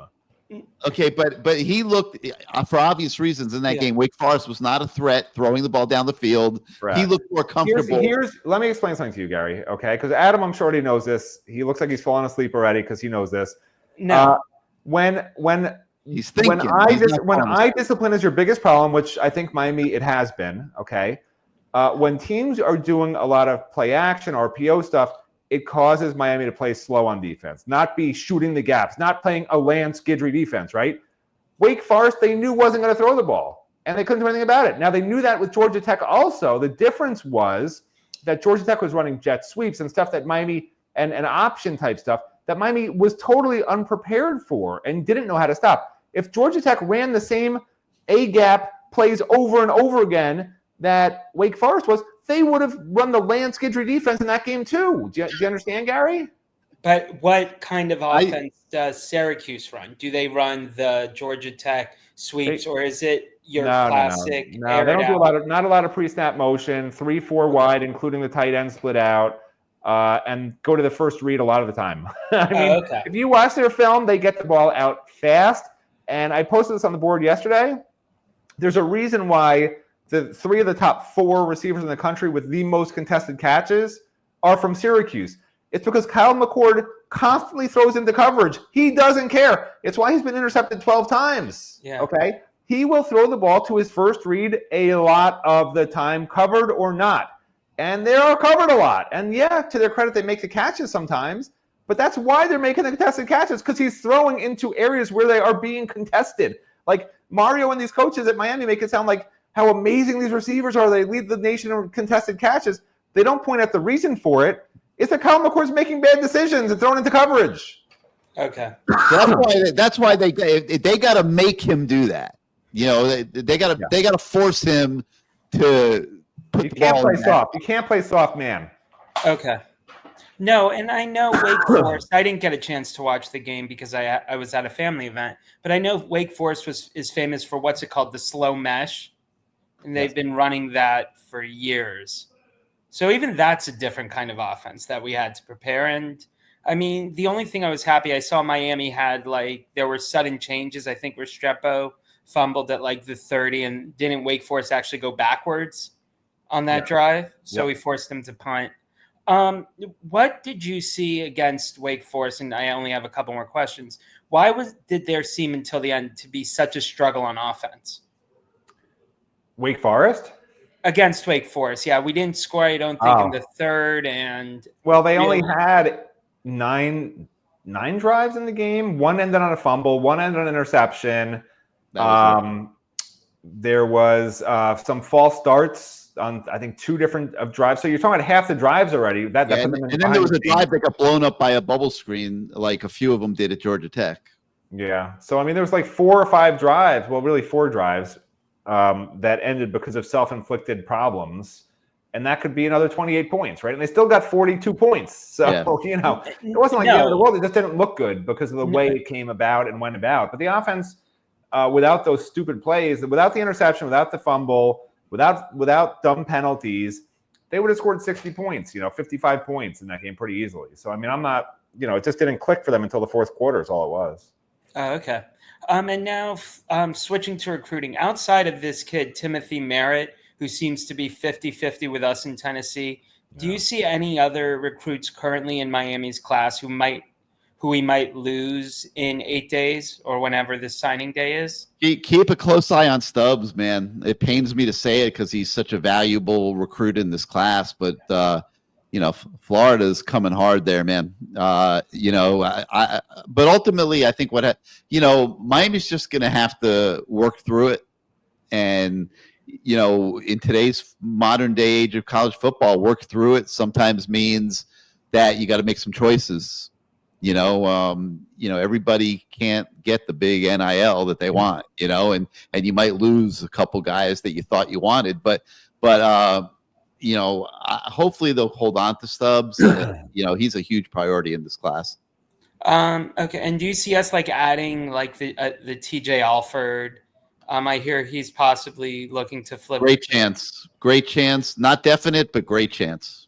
Okay. And then there was any word on I know Ben Hakes keeps saying he's locked in with Florida, but I don't think that one's looking so great.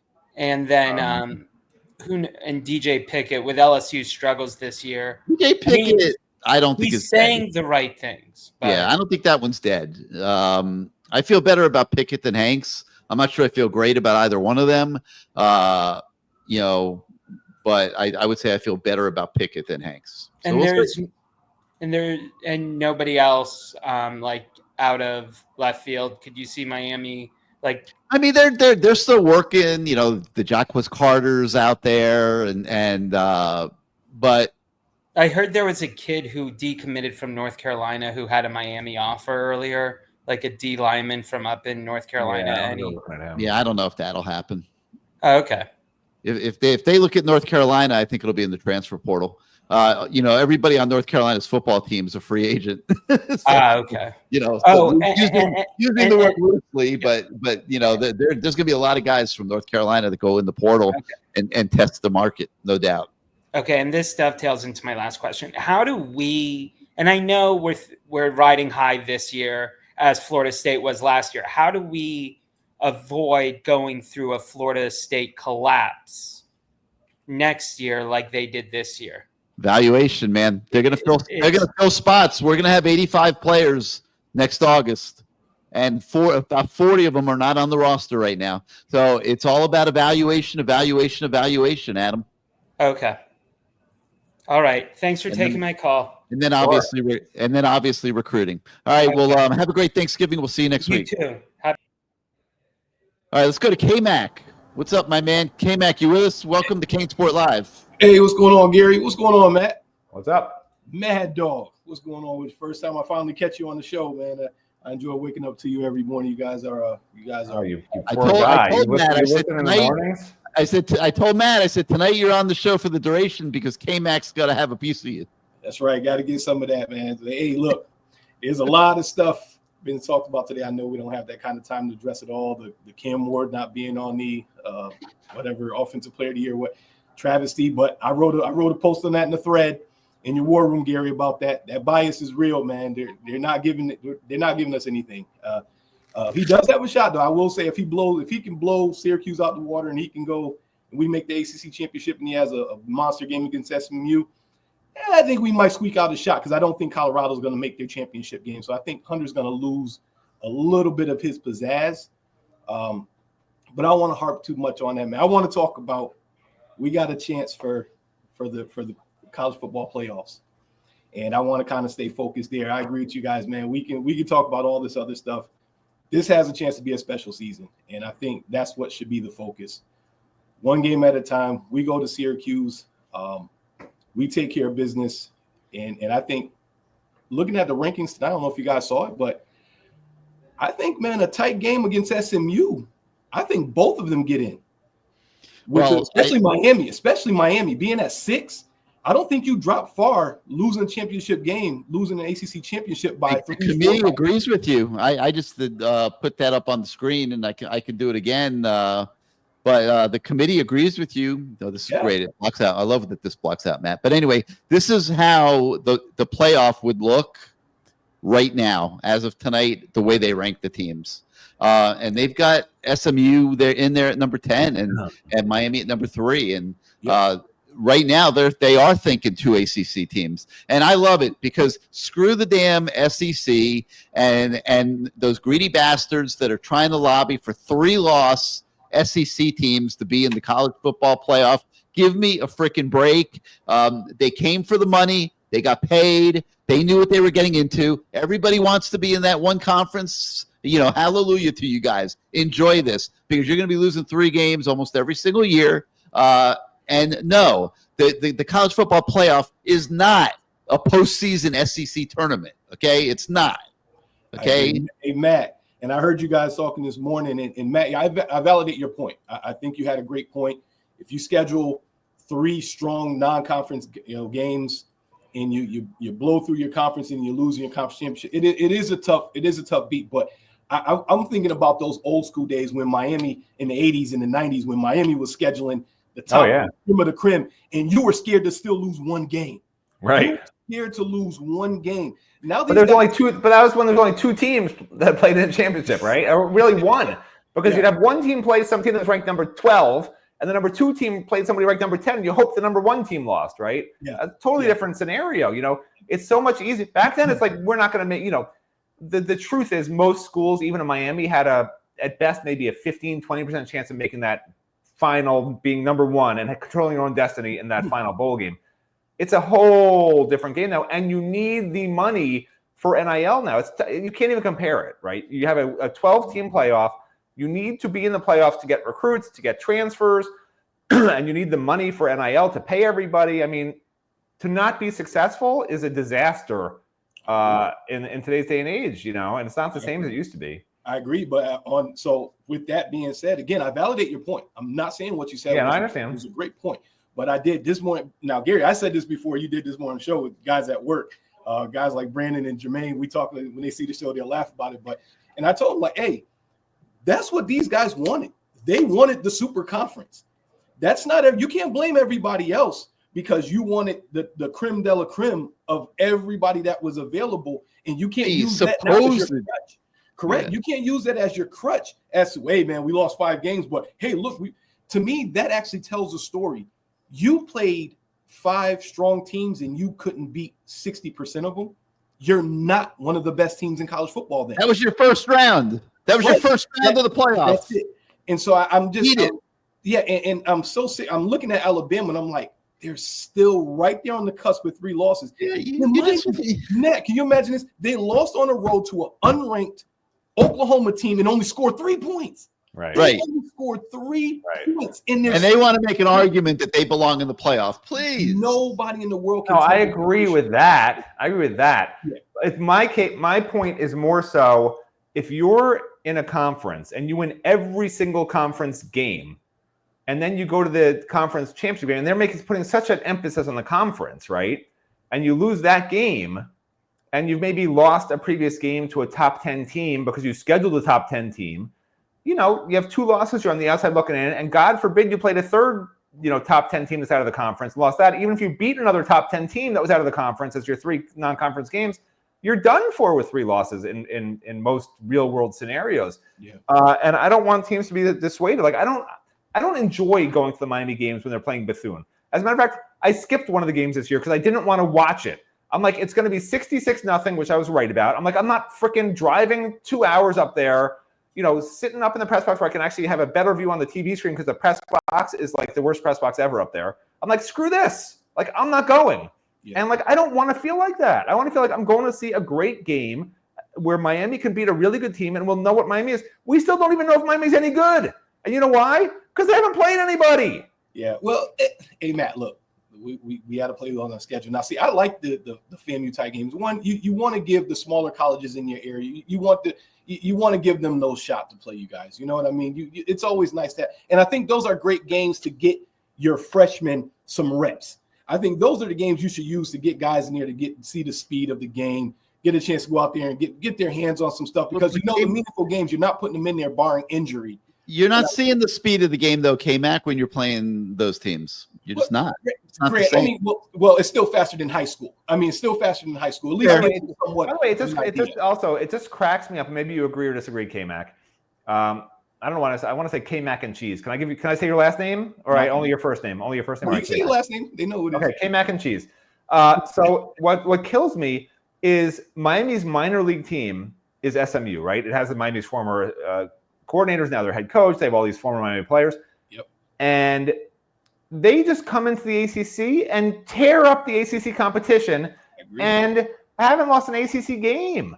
Like, what does – and then people are trying to tell me that the ACC is better than the SEC. These are my problems. I'm like, I deal in real-world information. I don't see how an AAC team that lost games in the AAC comes to the ACC, blows up the ACC the following year with a bunch of Miami wannabes, and all of a sudden we're anointing them like, oh yeah, no, they're for real, and so are all the other ACC teams. Like, I don't believe that. The ACC is not better than the Alabama's SEC. bad, but I have a hard time saying the top 3 or 4 SEC teams are worse than the top 3 or 4 ACC teams. I just do. That's a valid point, and so I'll touch on that a little bit. And you said it. It's like SMU is like little Miami.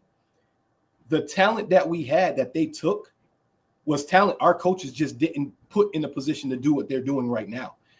Lashley, I think we all can agree, is better than we thought he was.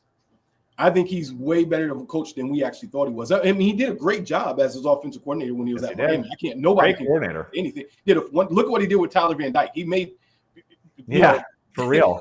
I mean, he turned him into a stud, right? And we're seeing the same things. And I'm looking at saying, you know what? The talent that they have on their team is actually ACC talent. He just knows what to do with them and put them in the right spots to do what they're supposed to do. And again, it goes back to now our coordinators. I'm going to leave that alone. We'll talk about that another day with the leader coordinators. But could you imagine Lashley with our offense right now, with the talent we have on that team? What he'd be doing we'd be steamrolling the ACC. In fairness, Shannon Dawson has them number 1 in the country. Okay, they're number 1. He so yes, I'm sure Rhett Lashley could also have them at number 1 in the country, but Shannon Dawson's having a pretty good year with this group. Well, I think if you remember when I know I do remember Lashley's offense. I mean, I would say we'd still be number 1, but I'd say we'd probably be averaging about 60 points a game. Kmac is talking about the diversity and the way that he runs the offense, right? People wouldn't be saying, like, Miami fans literally are looking at the number 1 offense in the country and saying, why aren't we doing this? Why aren't we doing that? Because they see the inconsistencies. And I think what he's saying is with Rhett Lashley, you'd see so many different variations of similar concepts that other teams would have no idea how to stop it. I think every pundit in the country would be saying it's an unstoppable offense, which you're not hearing right now from national pundits about Miami's offense as good as it is. Yeah, and that pretty much sums it up. And the last thing I'm going to get into, man, is this, again, going back to we're at Syracuse, and I'm just so tired of hearing about all the weapons that Syracuse hasn't. We're walking into this game with what we just acknowledged is the best offense in the country. Yeah. Why are we talking about and being concerned? Syracuse is gonna do what we're gonna do. Miami just has to just score. I would rather have an inept defense with a quarterback that we know can pull us out of a game like the Cat. We haven't been out of a game in any time this year. We've been in every game. We either won, even Georgia Tech, we had a shot to win that game. When you have a great defense and no offense, you can't go down 10 points. We can go down 10 and still win a game. And we know that. And I'll take that any day of the week. I'm thinking I would like to see Guidry, and I know it's just throwing it out there. I know we talked about the first read. I read your column today. Excellent write-up. Looked at some of the film myself and definitely can see the tendencies on the first read. I would like to – I think he needs to maybe press your inside guys and zone on the outside and try to keep everything in front. And if his first reads are those inside guys, your guys are right there. And if it's the outside guys, but you have protection, you have an umbrella of guys that can attack. I think you have to make them – if they're going to score, it has to be 11, 12-point play drives. That way you have more opportunity for a mistake. I think if we go in there, we're letting them bomb over the top, trying to press man. I don't think we can hold up playing man all game. I really don't. I cannot see we don't have three guys that can hold up man to man all day. Yeah. He's going to have to find a way to zone it and keep stuff in front and hope our front four can get in there and toss it. Let me ask you, who are you covering Gadsden with? Who's your seriously, who do you cover him with? I mean, only because of his size, I'm like this. I don't think you have to put your best on him. I think if he's going to be a mismatch, if you put your best, like let's say OJ Frederick, right? He's our best corner. Yeah. But size-wise, why give him the advantage across the board? Let's put OJ Frederick somewhere where we have an advantage, and let's just try to work out where we don't have the advantage, because you technically say you don't have it anywhere across the board if you put OJ on probably Mish, maybe. You might put Mish on him. Oh, yeah. Great. Good thing Gary. Who do you prefer, I say, Matt? Yeah. Like, what do you think? Ed Reed and Sean Taylor aren't putting on uniforms on Saturday. Yeah. I mean, Mish Powell, he's listed at 6'1". He's more like 6 foot. And I'm pretty sure Gadsden's 6'4". And I'm not sure Mish Powell's even faster than Gadsden. I mean, how do you do that? Match up speed-wise. And I think I heard Damari Brown's probably 60% chance, 70% chance of playing. But how much can he really give us being out so long? That's a big question. Great question, Kmac. I just don't see him being able to. Yeah, I think he's going to have to play situational. I don't think he can come in and think he's going to start and he's going to play 70 defensive snaps on Saturday. I think you want to get 25 great snaps and hope he can do, a little something to help, just kind of cover that up. But in terms of what we would like to have, unfortunately, if he would have been back, 3-4 games ago, different story. But first game back, even if he makes it, it's not guaranteed to make it. This is a questionable call. Like I said, I think it's a 60 or 70% chance, what I heard. But I don't know, man. I think I'm liking Guidry pressing the inside guys and zoning on the outside guys. Keep everything in front of us. Give our front four and tell them, hey, guys, we're going to pull on you. We're going to need you. Talk about Tyler Barron. He's going to have to come in and he's going to have to give guys a spell. He's going to have to try and see what he can do and step up. You watch what Pittsburgh did, and I'm sure they're going to do similar stuff, because what Pittsburgh does isn't that different than what Lance Guidry does, right? They line up 6, 7 on the line, standing up. They don't know who's going to pull back in coverage, who's going to rush. You wind up rushing 4, and then you're dropping into the passing lanes, and that's where McCord has a problem. Yeah, because he just throws the ball. And if your guy happens to drop into that spot where he's throwing the ball, it's going to be an interception, and that's how they got 5 interceptions, 2 returned for touchdowns in that game. My guess is that's what they're going to wind up doing, right? They're going to have 6, 7 guys on the line, drop 2 or 3 of them off, and then have to hope that the outside coverage holds up, with OJ on one side and Shmuckamadoogaloo on the other side. Yeah, whatever his name is. But in just all fairness and thinking about that, when you look at McCord, think about where he came from. He's not used to playing top-notch competition either. He could get away with that stuff playing. I think it was Coastal Carolina or Liberty or something. No, McCord came from Ohio State. He was back over at Ohio State. Oh, I'm thinking McCall. My fault. He didn't play that much, though. But yeah. Okay, yeah. Okay, yeah. Well, McCord's seen it, but for some reason, I guess there's a reason why he never made it. At Ohio State, and like Matt said, man, look, just to be fair to Kyle McCord, he actually is ranked higher for yards passing per game than Cam Ward. So, let's give him a little bit of credit. I mean, he has had some success, even with the interceptions. Oh, yeah, can't knock the hustle, man. The stats are the stats. I'm not going to argue the stats. If he does, he does. But McCord had 24 touchdowns last year, but they didn't like him at Ohio State. They didn't think he was very good. He was like the Tyler Van Dyke of Ohio State last year. So, and then he didn't play much before that. So, right. He has his due to the system. I wouldn't ever put him in Cam Ward's class in terms of quarterback. We know who's a better quarterback. There's no doubt. Just the system. And so what it is, and that's where Guidry has to fight. He has to fight the system. He has to look at the system and say, we have to see what they're doing, and we have to put our guys in position to do that. And like I said, I just think Preston inside, umbrella on the outside, zone it up, man, and let our front five, blitz every now and then. And like I said, and you figure like this, you have a 1 in 4 shot of catching that one guy that his first read, as we're talking about, right? You got a 1 in 4 shot of that being that guy that's pressed up on that, with that first read, and hopefully it pans out. And even if we're wrong, like I said, if you have guys backing them up, everybody converge, get up there and tackle, which I know that's been a problem a couple times this year too. But for the most part, you just want to keep everything in front of you. My thing is keep it in front, and I think we'll be just fine. And again, go Canes, man. I think just make the ACC championship, still have a chance for an awesome a special season. We may not see this again for another 20 years. I want to. Oh, no, don't say that, please. No. Don't say that, Kmac. Yeah, I got to enjoy this, man. You can't take anything for granted nowadays, man. You just can't take. We got Mario now, man. We're not going to have to wait for another 20 years. Yeah, look, okay, I'll give you that. I'll give you that, Matt. But we've had a lot of other guys too. I'm Gary. He's Matt. It's confusing. Right, it's very confusing. Right, but hey, good talking to you, man. Matt, hopefully we'll see you next week after a big win. Thanks for being on the show. Happy Turkey Day, man. You too, man. Oh my God, can you imagine another 20 years? A couple interesting comments here. Showboy Kane says that Mario's not in the business of not playing the better players. I totally agree. He's commenting about the JoJo Trader argument earlier in the show with, I believe it was T-Dogg. Obviously, they think Sam Brown is their number 4 receiver right now.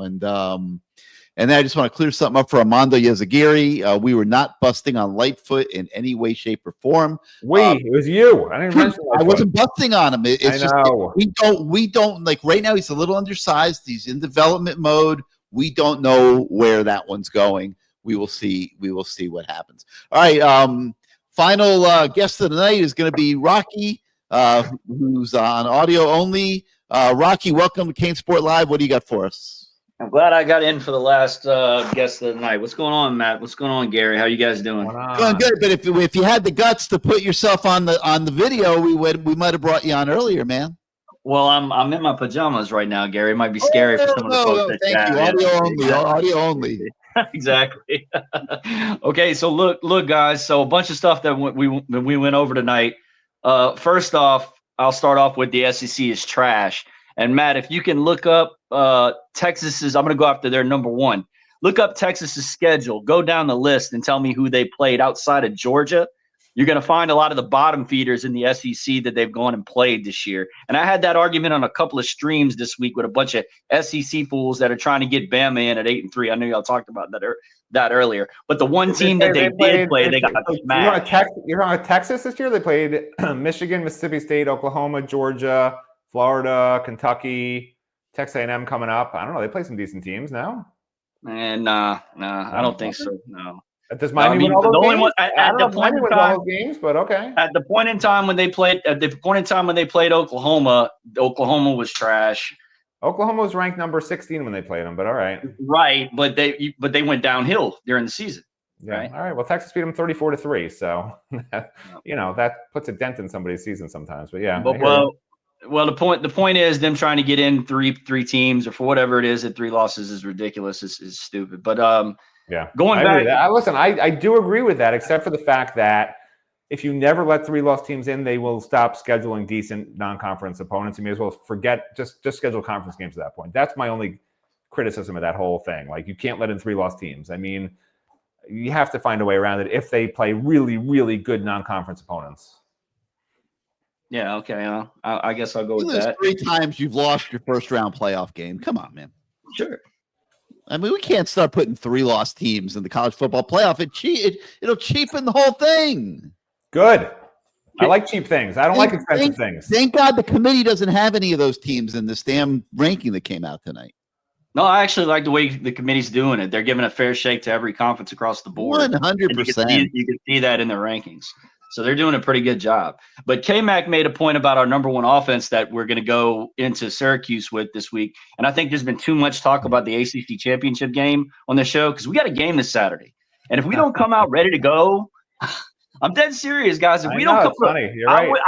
I rewatched Wake Forest and Miami today. They had it on the ACC network. It's 12:42 in the fourth quarter, and it's 20-14. We're up 6 against Wake freaking Forest. That is a problem, okay? And that's what I was screaming on the message board during the game. It's like, you cannot go into these games against these bottom feeder teams, and Wake Forest is a bottom feeder, and let these guys hang around. You can't do that against good teams. You're going to get beat.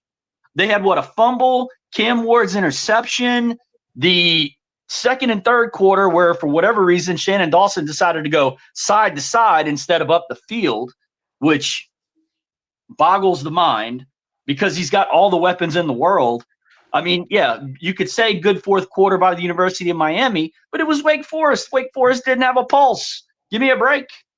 And look, that's why I think this game is, I said it before last week, and I'll say it again, this is a culture test for the University of Miami. Cam Ward came out and said today that this is the championship game this week. He's absolutely right. And they better come on with their heads on straight and not play around with Syracuse, because Syracuse can throw the ball around. You ask Gary who's going to cover Gadsden, put Daryl Porter on him and bracket him with a linebacker. That's what I do because he's our most experienced corner. I'm just saying. It's an option for sure. Yeah. I mean, there's only a couple. That very well might be. By the way, that probably is what they do. Whether it works or not, a different question. Say again? I can't believe you're giving away the defensive game plan. How dare you?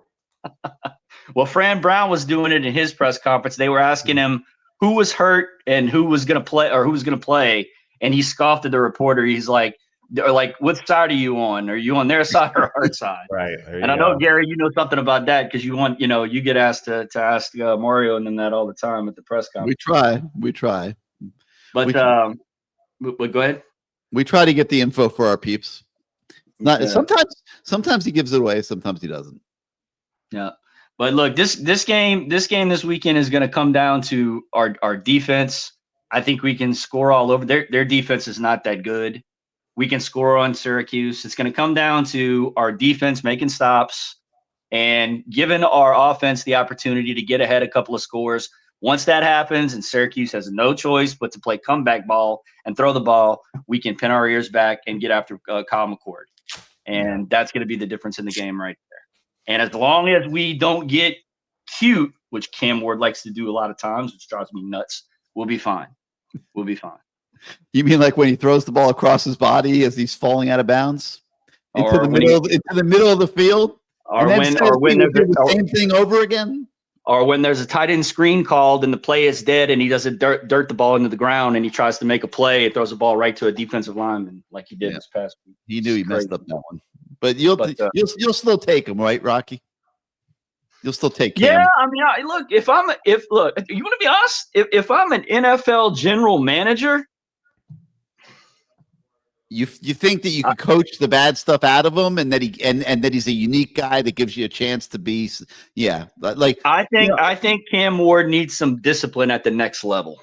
Yeah, no doubt, he'll learn that. He will learn that. He won't be able to get away with any of that crap. I've said a bunch of times during the season, guys, watching Cam Ward play, that I love Cam Ward on the Miami Hurricanes, but privately, somebody needs to take him back behind the woodshed and knock him out. Because and say, hey, dude, da da da da da da da, and y'all know, we all know why. We've all seen the games. I mean, great player, great talent, but at the same time, just when you answer in a press conference, oh, I'm going to do that again. I'm talking about that throwing the ball across. Really, man? What? Are you freaking kidding me? Yeah, and if you're coaching them, you're like, you can't micromanage them because then you're taking away what makes him great. Like, they have had to let him just go be Cam, and it's worked out pretty well. I know they lost to Georgia Tech, but if they beat Syracuse and they get to the championship game. They got where they needed to go with Cam Ward, and he has been a godsend for this program. Thank God he came. And I'll tell you something. I watched Drake May play quarterback for the New England Patriots the other day, and I'll take Cam Ward over him in the NFL any day of the week. I got you. And look, the other part of that, though, Gary, is also the NIL factor, which gets you back to Tyler Barron. So you kind of got like, two heads there. I mean, look, when you pay these guys, you've got to play these guys until you get enough. And the other day, Lance Guidry and staff said, we've had enough. They finally sat him. They had enough, and they finally sat him down.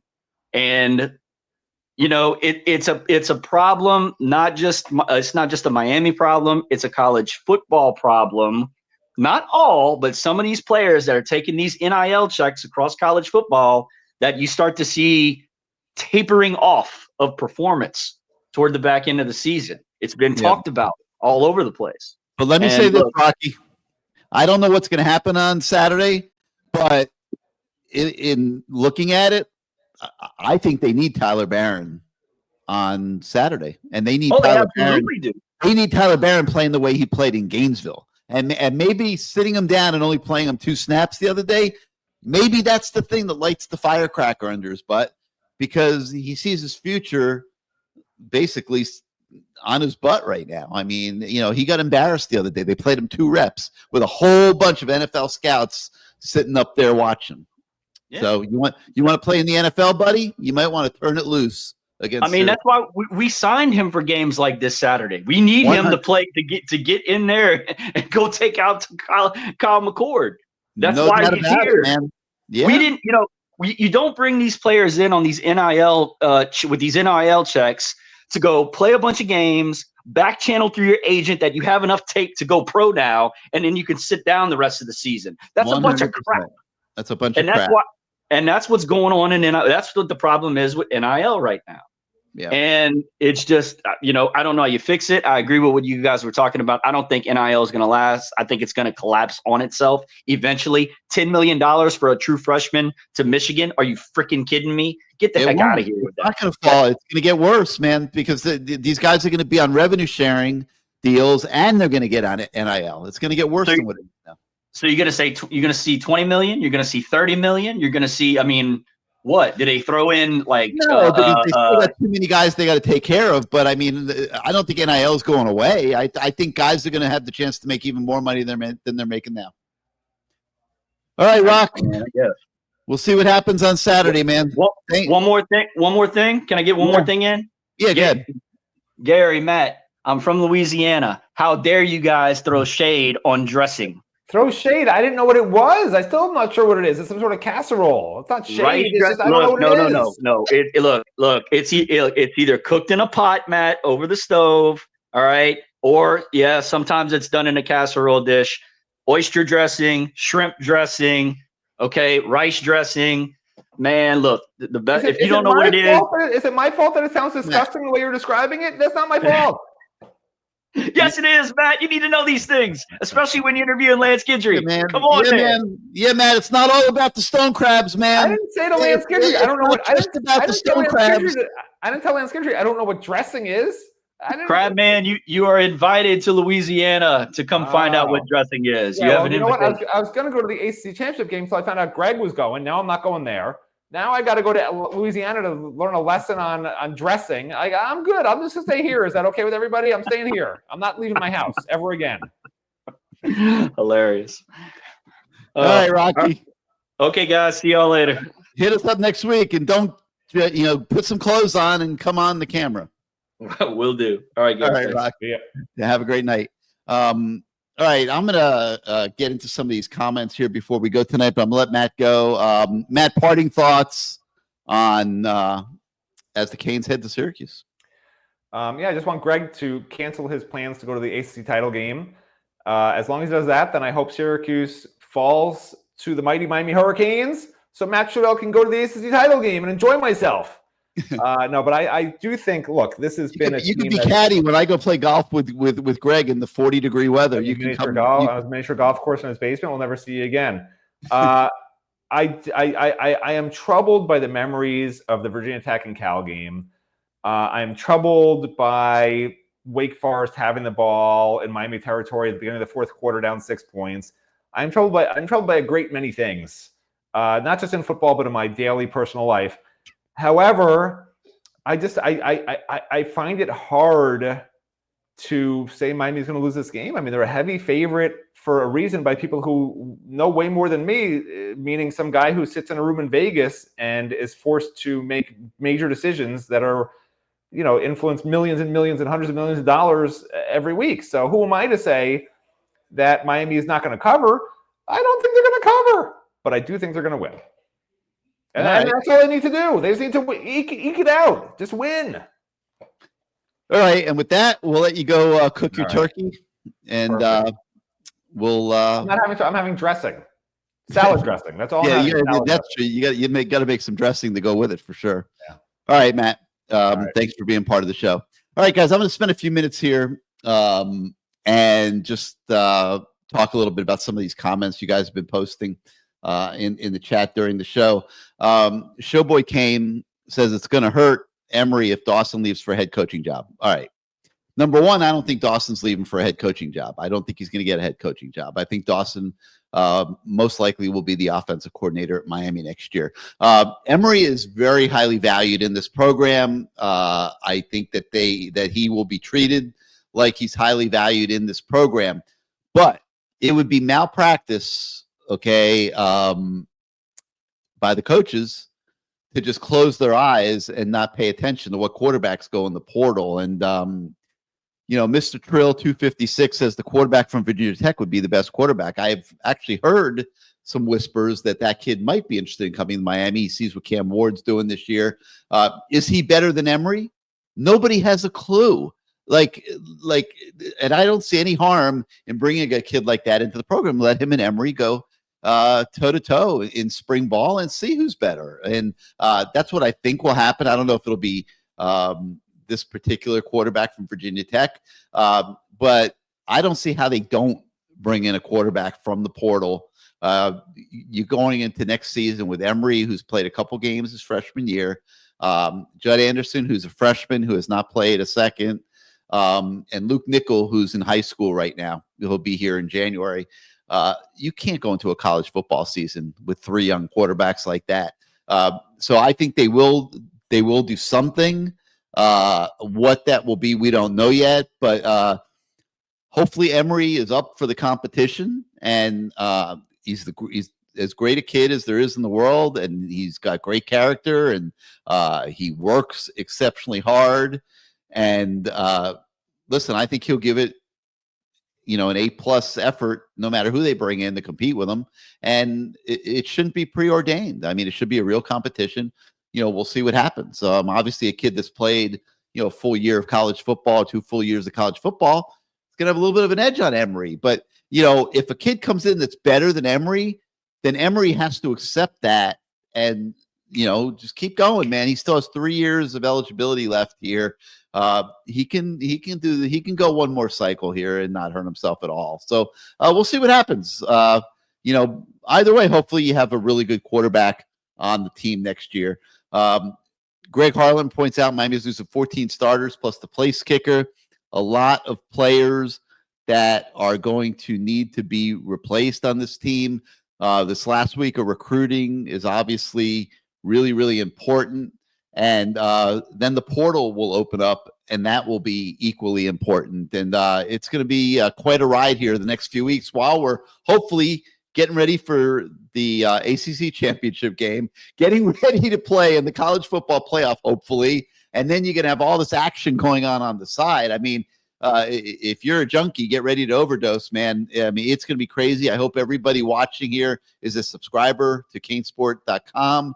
Right now, we're going to be covering all this stuff blow by blow every step of the way. If you're not, get on over, get a subscription. We will have a special going up on the website. You'll get your first week for $1, so you can try it out. We got a great community of fans. A lot of the guys that you see on this show. There is no better time than right now to come join the CaneSport family and be a subscriber at CaneSport.com. Let's see what this one is. Richard Jackson said you can't have 3 top recruiting classes and then presume the team won't be good. I assume he's talking about next year. It's not. I wish it was as easy as that, but it isn't. I mean, you're dealing with variables, player development, how fast guys develop, how well they're picking up systems, how ready they are to play college football. You're losing an enormous number of starters. You're going to have guys that are going to go in the transfer portal because somebody's going to offer them a lot of money, or they're going to feel like they can get a better opportunity somewhere else. So as we sit here today, we don't have a clue what next year's team is going to look like. So I don't think you could assume anything. Yes, they've recruited pretty well. 2024, to my eye, is trending better than even 2023. 2023 was okay. But remember, there were 3 classes before that were not very good. So Mario's bringing this thing from a real dark place, and it's put a lot of pressure on the organization, on their evaluations. And they're going to have to do it again here, because I think they're going to sign probably 23 to 25 kids on signing day, December the 4th. And I think they'll bring in at least another 10 from the portal. So I guess that would be 35. I've been saying 40, but there will be at least 35 new players on this team next year. All right. JR Bar 2015. So Guidry's only good against teams that can't pass. That's not what anybody was saying. He has not looked, Lance Guidry's defense is what we saw last year. A lot of blitzing, a lot of stunting, a lot of disguising rushes and bringing guys from different angles, corner blitzes, safety blitzes, using his safeties a lot to be a disruptive force on defense. I'm not sure we've seen that anywhere close to that degree this year, and I understand why. I mean, you think about the defense. So, you had new guys coming in. Ruben Bain was out very early in the Gator game. He's probably not in prime shape, has gained a little weight, not as effective as a defensive end, in my opinion, as he was last year. I think he's going to grow into a tackle. Mesidor was playing inside. Barron was underachieving. Kiko Mainoa's having a much worse year this year than he had last year. But remember, he had surgery in the offseason for his labrum. His arm, his strength, probably wasn't quite there. He hasn't been as good this year as he was last year. Guidry, and remember, Guidry's processing all this stuff, okay? Your secondary, you're playing a slow safety in Mish Powell. You brought him in for his experience, but he's a slow safety. Jaden Harris has not been playing very well. You're not great at cornerback. Everybody pretty much accepted that cornerback was the most challenged position on the team coming in. So Lance Guidry is trying to field the defense, taking all of this into consideration this entire season. And I understandably didn't think that he was being able to coach or felt confident coaching like Lance Guidry coaches defense. All right. Well, last week, you're playing a Wake Forest team that totally shut down the passing game after the first quarter. They didn't even try to throw the ball. I don't think they had a passing yard in the second or third quarter, if I'm remembering correctly. It was something pretty close to that, if not that. Okay. They didn't even try to throw the ball. They were running it on third down, running it on fourth down. And Lance Guidry didn't have to be afraid of their passing game. And he started getting more active in disrupting their offense. And he wasn't going to let them run the ball down their throats. And I mean, I asked him about it. I said, Lance, it was like Lance Guidry was back last week and got a little ornery, when I asked him that question. But I think it really was the case. Now, how does that carry over to Syracuse? Hopefully it does carry over to Syracuse, because like we've talked about tonight, this is a quarterback that'll go to his first read most of the time. Okay, and if they could take away that first read and pressure him into mistakes, he will turn the football over. He will make mistakes. And Pittsburgh was extremely successful in doing that. I expect Miami to incorporate a lot of those same concepts, and we'll see what happens. 818 Cali Kane says we ain't losing Stubbs. I kind of agree with you. I think Miami will do whatever it has to do to win out there. But make no mistake, the Gators are disrupting recruiting. They're taking shots with a lot of guys, figuring they'll either improve their own recruiting class or they'll make other people spend more money in certain areas, which makes it tough for them in others. So that will definitely be one to watch here as we move forward. All right, I think that is going to do it for tonight's show. Thank you guys so much for joining us tonight. I wish everybody a happy Thanksgiving. We won't be taking a whole lot of time off for Turkey. We'll have a lot of coverage here on recruiting this week, obviously on the game leading up to the weekend. And then it's real quick, man, signing day is going to be coming. Hopefully we're going to be getting ready to go to Charlotte next week. So a lot going on. And like I said, come on over to CaneSport.com if you're not already a subscriber. We would love to have you. So for Matt Shodell, I'm Gary Ferman. Thanks again. Great seeing everybody tonight who came on. And we'll be back with this show next week. Tomorrow night at 8, the Lamar Thomas Show. Have a great night, everybody.